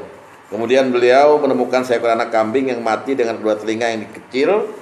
Setelah itu beliau mengangkat anak kambing itu dengan beliau pegang telinganya. Seraya berkata, siapakah ya? Jadi beliau mengangkat anak kambing bangkai yang udah mati ya.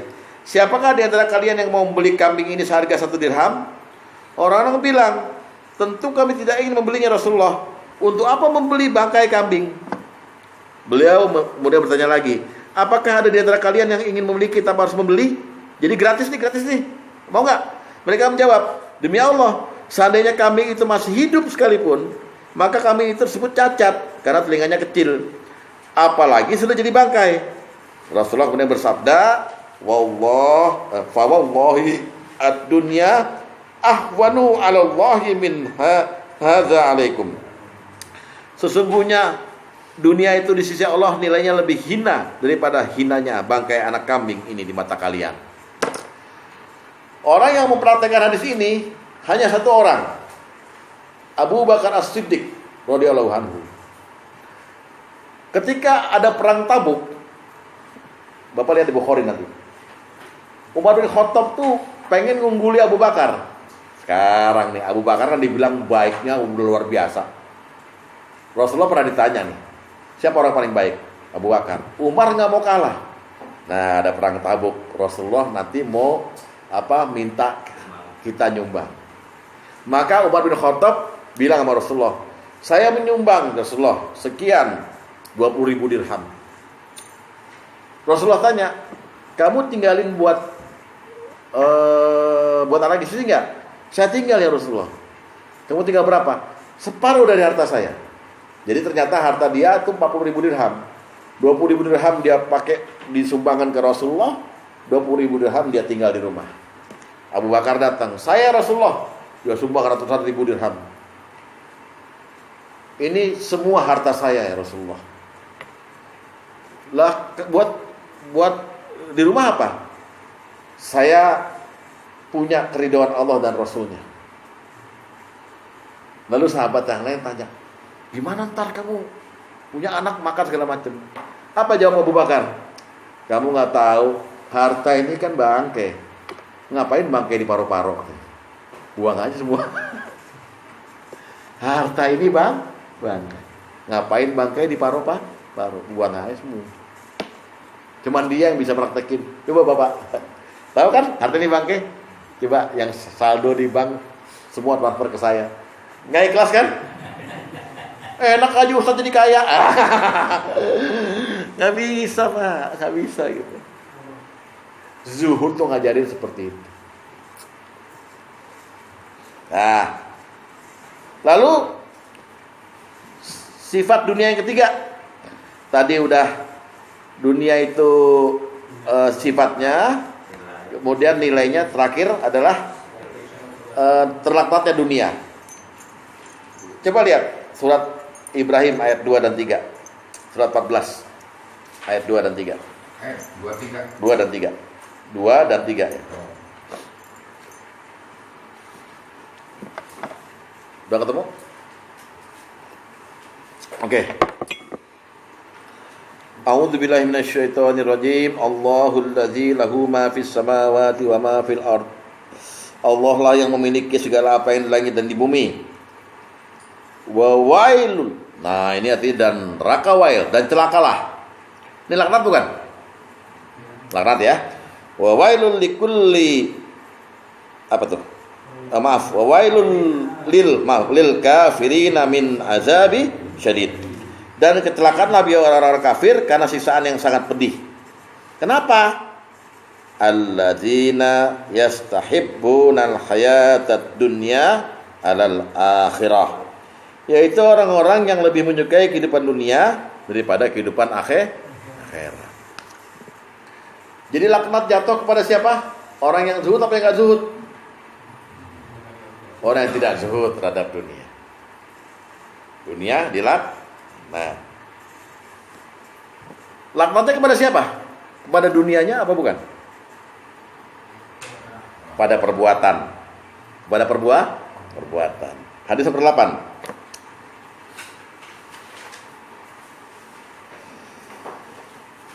Dari Abu Hurairah dia berkata, aku mendengar Rasulullah SAW bersabda, ad-dunya mal'unatun.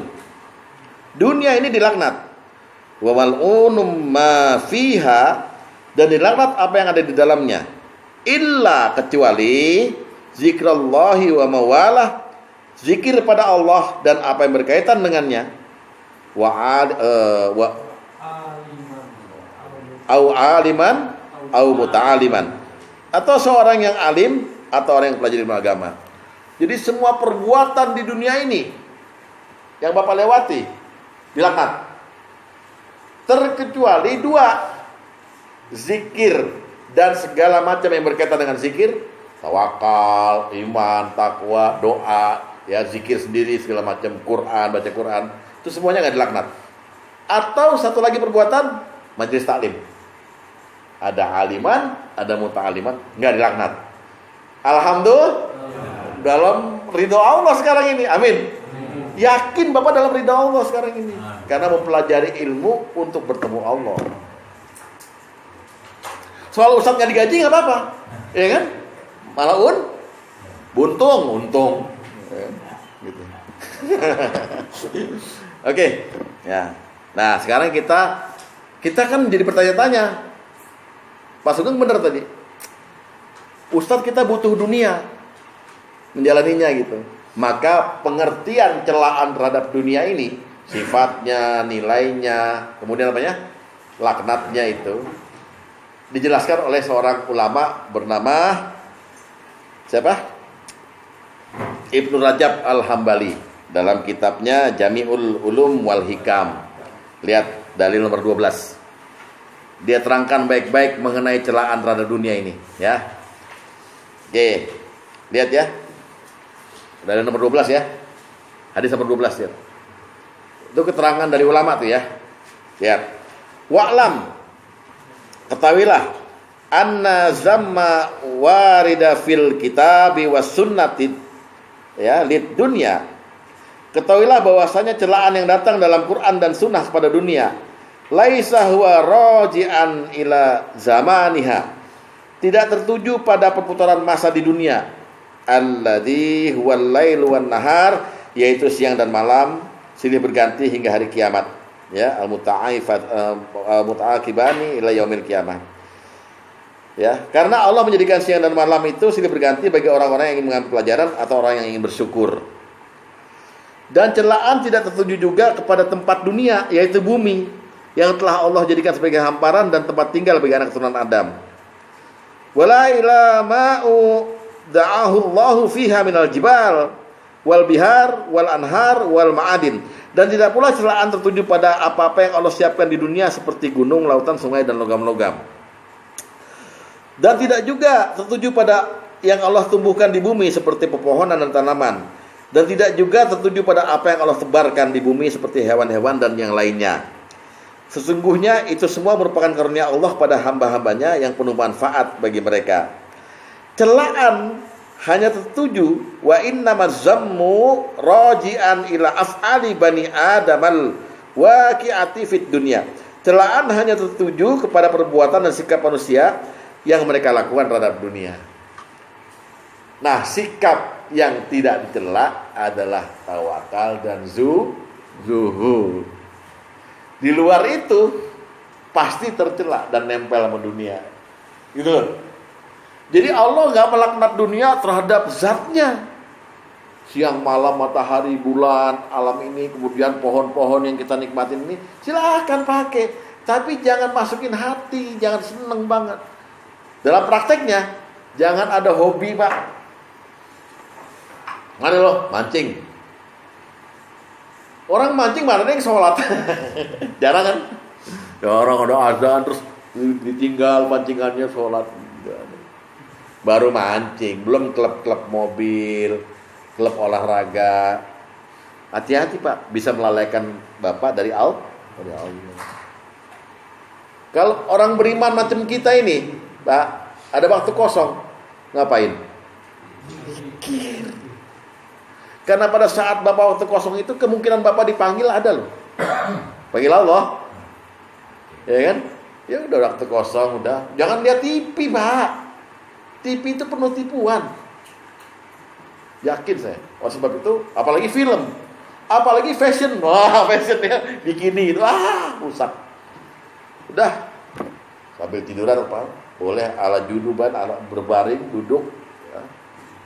Allah, subhanallah, alhamdulillah. Bermanfaat orang beriman itu. Ya. Nah sekarang terakhir kita masuk ke praktek zuhud. Ya, praktek zuhud ya. Kita mulai dulu. Rasulullah itu pernah berdoa. Doanya itu doa mirip-mirip minta zuhud, Pak. Minta zuhud. Walaupun gak ada kata-kata zuhudnya di sini. Coba hadis nomor 4 lihat. Ya. Dari Khalid bin Abu Imran bahwa Ibnu Umar berkata bahwa Rasulullah SAW tidak berdiri dari majlis kecuali beliau terlebih dahulu berdoa dengan doa-doa ini untuk para sahabatnya. Ya, jadi Rasulullah kalau lagi nerangin ngaji begini itu sebelum pulang berdoa selain doa kafaratul majlis, beliau pernah berdoa untuk sahabat-sahabatnya. Apa bunyi doanya? Allahumma qsim lana min khasyatika ma yahullu bihi bainana wa baina ma'asyika. Ya Allah, curahkan kepada kami rasa takut padamu yang menghalangi kami dari bermaksiat padamu dan ketaatan kepada wa min taatika dan ketaatan kepadamu. Wa tuballighuna bihi jannataka. Ya, terus apa? Dan ketaatan padamu yang mengantarkan kepada surgamu. Dan curahkanlah keyakinan yang meringankan musibah di dunia. Berilah kenikmatan kami dengan pendengaran kami, penglihatan kami, serta kekuatan kami selama kami hidup, dan jadikan itu sebagai warisan dari kami. Dan jadikan pembalasan atas orang yang menzalimi kami, dan tolonglah kami melawan orang-orang yang memusuhi kami. Dan janganlah engkau jadikan musibah kami pada agama kami. Dan lihat, wala taj'alid dunya akbara hammina wala mablagha ilmina. Dan janganlah engkau jadikan dunia sebagai tujuan utama kami. Dan janganlah dunia itu kau jadikan sebagai ilmu kami yang tertinggi. Kami mau dunia itu cuma jadi sarana mencapai tujuan akhirat. Gitu maksudnya, ya. Dan kami nggak mau pinter di dunia. Pinter jadi dokter, jadi insinyur, nggak mau. Mau, tapi pintarkanlah kami dalam urusan agama. Ntar dunia nyusul. Ya kan, banyak orang pintar kayak korupsi. Ya kan? Tapi banyak orang benar yang udah beriman, bertakwa, yang benar ilmunya, ilmu agama. Ini doa mendekati zuhud, minta dizuhudkan dari dunia. Jadi janganlah kau jadikan dunia itu sebagai tujuan kami, hamma, ya, yang akbar, yang besar, yang utama. Dan janganlah kami dipintarkan dalam urusan dunia, nggak penting itu. Emang ditanya bapak, ntar bapak di akhirat ditanya, lu kuliah di mana? Enggak. Bisa lo apa? Tapi apakah engkau beriman pada Tuhanmu? Wah, itu ditanya begitu. Ya, jadi agama. Prakteknya gimana prakteknya? Dengarkan apa kata Rasulullah. Praktek zuhud yang utama. Lihat baik-baik ya, supaya jelas.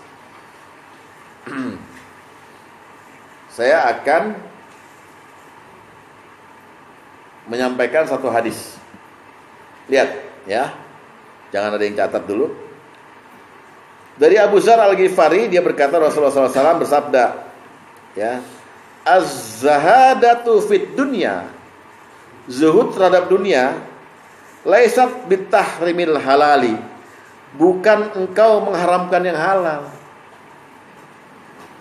Dek, itu motor masih nyala kok nggak dimatiin, diparkir yang bener gitu. Oh, dunia aja dipikirin, nggak boleh. Atau orang tiba-tiba bajunya dibuang semua pakai karung gitu, kayak sufi. Nggak usah begitu. Dunia yang kamu pakai ini itu halal, boleh. Jadi kata Rasulullah, laisat bitahrimil halali, zuhud pada dunia itu bukan mengharamkan yang halal. Wala idoatil mali, bukan juga menyia-nyiakan harta, buang-buang harta. Wah, udah saya nggak mau pakai dunia lagi lah, sekarang mau deket sama Allah aja. Enggak. Mulai kalau bapak ke mondok di pesantren salaf di Jawa Timur, Jawa Tengah itu, cara zuhud yang dipraktekkan mereka itu, kalau makan nasi ada kuahnya itu, nasi masih sisa nih, itu diambil air putih lagi, ya, diputer, dikoret-koret, minum, apa semuanya. Bukan rakus, tapi nasi itu kirimannya Allah, nikmatnya Allah gitu. Wala idoatil mal, nggak membuang-buang harta. Jadi zuhud terhadap dunia itu bukan membenci sehingga mengharamkan dipakai oleh kita. Nyari harta sebanyak-banyaknya juga, oh haram, jadi enggak. Biasa aja. Ya. Walakin zahadatu fid dunya. Tapi lihat, tapi zuhud terhadap dunia adalah, lihat baik-baik, alla takuna bima fi yadaika awsaqa minka bima fi yadillah. Engkau sangat yakin dengan apa yang ada di tangan Allah, ya, daripada apa yang ada di tanganmu sendiri. Itu zuhud terhadap dunia. Jadi kita ini punya harta banyak itu. Kita nggak terus serta-merta menetapkan keputusan bahwa ini bisa nikmat hidup di dunia. Enggak. Tapi kita lebih yakin bahwa Allah yang menentukan, Allah yang memberi gitu. Dan yang di tangan Allah lebih banyak dan lebih baik. Itu zuhud. Itu yang kedua. Yang ketiga, lihat, ini yang penting. Wa antakuna fi sawabil musibah iza usibta biha arghaba minka fiha law annaha ubikat laka. Dan saat engkau tertimpa musibah, engkau lebih mengharap pahala dari musibah tersebut daripada kembalinya dunia itu lagi padamu. Nah, ini berat. Ini zuhud yang berat. Jadi kalau kita ketimpa musibah nih, sesuatu misalnya harta kita dirampok gitu, kita nggak pusing, tapi kita lebih ngeberatin, ini pahalanya mesti lebih banyak. Senangnya kita gitu. Makanya apa kata Rasulullah? Allahumma ahyani miskin. Hidupkan aku sebagai orang miskin. Bukan cari dia kolektor ya. Bukan cari dia kolektor. Itu prinsip utama zuhud yang keterangannya serta praktek-prakteknya secara kecil-kecil dan detail insya Allah minggu depan saya terangkan, ya. Jadi ini hadisnya lihat di grup sekarang. Hadisnya lihat di grup. Segera kita baca ulang dulu. Lihat ya. Dari Abu Dzar Al-Ghifari dia berkata Rasulullah SAW bersabda, ya, az-zahadatu fid dunya, zuhud terhadap dunia, laisat bitahrimil halali, bukan berarti mengharamkan yang halal, wala idaatil mal, dan bukan juga menyia-nyiakan harta. Jangan salah Pak Sugeng. Jadi bukan kita benci sama dunia, enggak. Udah terlanjur punya kok, halal lagi gitu ya. Silakan pakai. Tapi pakai ini dan ini, jangan pakai ini. Sayang nggak zakat jadinya, nggak sedekah. Jangan. Jadi kita yang ngatur harta, bukan harta yang ngatur kita. Terus lihat, walakiz zahadatu fid dunya, akan tapi zuhud terhadap dunia adalah alla takuna bima fi yadaika awsaqa minka bima fi yadillah. Zuhud di dunia adalah engkau sangat yakin terhadap apa yang ada di tangan Allah daripada apa yang ada di tanganmu sendiri. Jadi dengan begitu kita nggak sombong. Harta berlimpah gitu. Allah lebih kaya. Ini juga punya Allah, kita dititipin. Gitu loh ngomongnya. Dan kita nggak yakin bahwa ini bisa membahagiakan kita. Paham? Malah harta banyak kan makin banyak kesulitan, Bang. Kalau kita senang sama harta itu gitu. Ya kan?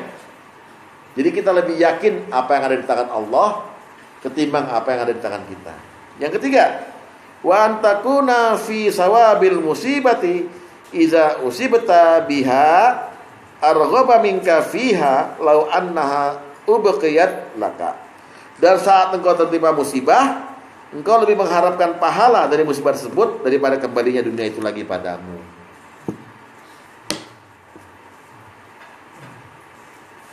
Makanya kalau ada orang sakit, itu jangan bilang semoga cepat sembuh. Sakit itu pahalanya luar biasa. Pahala sakit kalau sabar itu, Pak, sama dengan pahala para nabi itu. Kemudian dosa juga dihapus dari sakit. Jadi sebetulnya orang sakit kalau ngerti, kalau dia zuhud terhadap dunia, nggak pengen sembuh. Sakit dan terus, ya Allah, soalnya pahala saya berlimpah, dapat surga. Kira-kira sanggup nggak? Bah, dia aja cengeng nangis. Bisa sembuhkah saya, Ustaz? Pak Asep jadikan contoh, jangan kecewa sama saya. Justru ini motivasi, ya Pak ya, bahwa kita sebenarnya salah paham kepada Allah. Kejam. Lagi bahagia-bahagianya. Kenapa suami saya diambil? Misalnya ada seorang istri yang ngomong begitu. Lagi bahagia-bahagianya perkawinan ini di tahun kelima. Kenapa suami saya diambil? Ya Allah, loh. Pahalanya luar biasa. Karena kalau kita nggak berzuhud seperti itu, maka yang ada kita pura-pura ngomong semua milik Allah, dan akan kembali padanya. Pura-pura dong, nggak beneran. Gitu. Jadi orang sakit yang benar itu akhirnya beradab pada Allah seperti Nabi Ayub. Anni masaniyat duru wa anta arhamur rahimin. Aku lagi sakit ya Allah, tapi kan Kau Maha Penyayang. Gitu. Nabi ngomongnya gitu, enggak, sembuhkanlah aku ya Allah. Enggak pernah. Faiza maritu wa huwa yasfi. Dan ketika aku sakit, Dia yang menyembuhkan. Menta enggak itu? Enggak, yakin. Zuhud kan bahasa hati. Nah, untuk prakteknya lebih dalam lagi, insya Allah minggu depan kita teruskan soal zuhud ini, karena prakteknya banyak. Dan nanti Bapak nggak nyangka, Bapak pernah melanggar praktek ini juga gitu, nggak melaksanakan praktek ini. Semoga ada manfaatnya. Usikum wa nafsi bittaqallah 2:8. Tentunya tidak ditutup dulu, tapi ada hafalan hadis. Ya, sekian dari saya. Wassalamualaikum warahmatullahi wabarakatuh. Waalaikumsalam. 5 menit atau 10 menit saya kasih kesempatan untuk bertanya atau berkomentar tentang zuhud bab di malam ini. Karena ada di minggu depan ada satu kali lagi pertemuan mengenai zuhud, ini prakteknya secara nyata. Judulnya pintu-pintu menuju zuhud. Nah, pintunya banyak. Ya. Riba aja di pintu, kenapa zuhud gak ada pintu, ya kan? Pintu-pintu kezuhudan. Ya. Ada yang bertanya atau ada yang komentar, Pak Tom? Komentar. Mau komentar silahkan. Yang saya sampaikan sudah. Pada prinsipnya kata zuhud ini, maaf kalau saya gunakan bahasa Inggris ya, don't be abused by the world, but use the world for akhirat. Jadi itu prinsip. Kita banyak di abuse, ya kan, ditipu. Iya. Iya. Tapi you can use the world. Bisa. Ya. Iya, boleh. Ya. Karena laisat bitahrimil halali, bukan ngaramin yang halal, bukan jadi benci sama dunia. Betul. Yus itu kan menggunakan kan ya, bukan yusri kan. Ini bilangnya yusri tadi, yusri katanya. Oh iya, gitu loh. Inggris lo pada 4 kali di SMP. 4 kali nggak masuk. Don't be used, you sakit. Ada lagi? Betul Pak Tom, saya setuju. Ada lagi. Saya sering suka mendengar ada apa ya, firman mata luhur juga. Ya, itu tadi ada di Al-Hadid ayat 20. Kesenangan yang menipu. Mata al-ghurur, iya. Makanya dunia ini penuh tipuan kan. Nah, itu sifat dunia yang Allah lontarkan pada kita.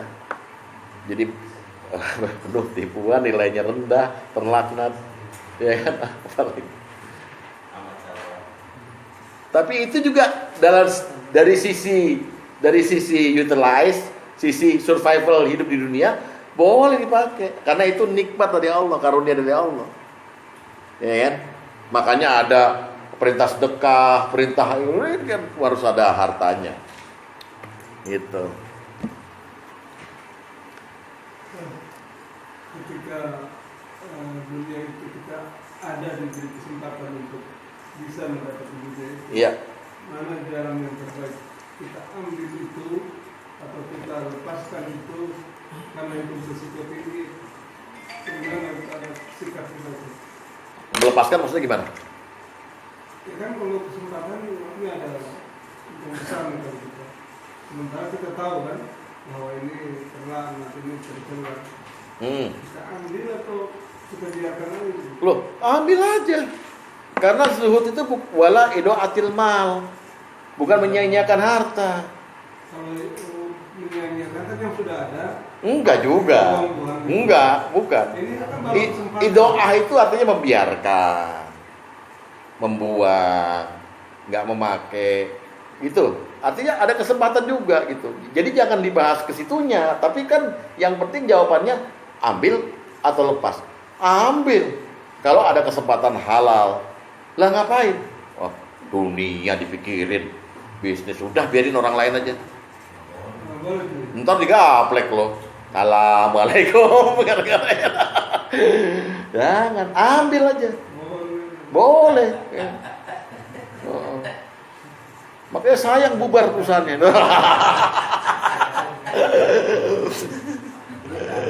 Orang ini mau istirahat dia, istirahat dari dunia, lain lagi. Boleh Bang Aman, ambil aja. Tetapi ambil pakai ini gitu loh. Jadi Anda adalah majikan dari harta Anda. Ini kan kebalik, kalau kita terlanjur senang, kita takut jadi sama harta kita. Padahal Sayyidina Ali bin Abi Thalib itu pernah bilang gitu, harta cuma 2 sifatnya. Kalau nggak dia pergi dari kita pergi dari dia. Dia pergi dari kita, ya kita belanjain, kita sedekahin, kita apa. Kita pergi dari dia, kita mati. Jadilah itu harta nggak bertuan. Aja. Saya pernah Kami saja. Sayyidina Ali menyatakan bahwa Gitu. dia berkata begini, dunia tidak tercerah secara mutlak. Ya. Dia bilang gitu. Oh. Ya. Jadi dunia adalah negeri baik bagi orang yang memanfaatkannya dengan baik. Ya. Jadi dia nggak mencela secara mutlak. Gitu. Dunia pun negeri keselamatan bagi orang yang memahaminya. Iya. Dunia juga adalah negeri boni atau berkecukupan bagi orang yang menjadikan dunia sebagai muka akhirat. Iya. Jadi dia nggak mencela secara mutlak. Gitu. Saya kapan mau terjadi yang kayak begini, Masya Allah. Ya kan bukan dari sisi pemanfaatan saja Ustaz. Yang pasti kalau kita ambil itu, waktu akan cukup banyak tersita, konsentrasi banyak tersita. Kalau itu masalah lain. Jadi jangan digabungkan dengan Kami baru kesempatan, bukan sudah ada, bagaimana pemanfaatannya, bukan itu. Ini baru ada kesempatan ini. Iya, ini ada nada pesimis berarti dari Abang. Gini loh, ada kesempatan. Abang kan kepengen memiliki dunia, raih. Lalu soal tadi bahwa nanti akan lalai segala macam, itu urusan Abang sama Allah. Jangan digabungkan boleh apa tidaknya jadinya. Kan Abang akhirnya mengharapkan jawaban, jangan ambil Bang, zuhud saja. Nggak begitu saya. Kan bagian dari risiko yang tadi itu. Resiko. Tapi itulah yang kita mesti lewatin, karena ini ujian semua dari Allah, gimana sih? Iya dong. Jadi jangan jangan dibikin barrier diri sendiri. Ambil aja, laksanakan itu. Cuman itu dia tadi, kepenginan begitu yang halal menjadi beresiko. Tapi juga Anda tidak pengen karena Anda pengen zuhud, juga beresiko. Anda harus melewati kesengsaraan, ketidakenakan. Mungkin akan timbul hasad juga, dengki melihat orang kaya. Kaya, mending beriman. Kayak gue gini, gue tahajud, nggak kaya nggak apa-apa. Tapi nangis, nangis boba di kamar mandi. Ya Allah, ya. Buat apa? Ya nggak Mas?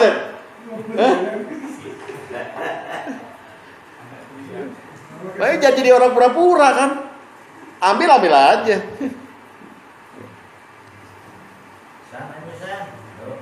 Kalau saya nih Bang, ini saya terus terang saya, ya Allah masih direkam ya. Assalamualaikum warahmatullahi wabarakatuh.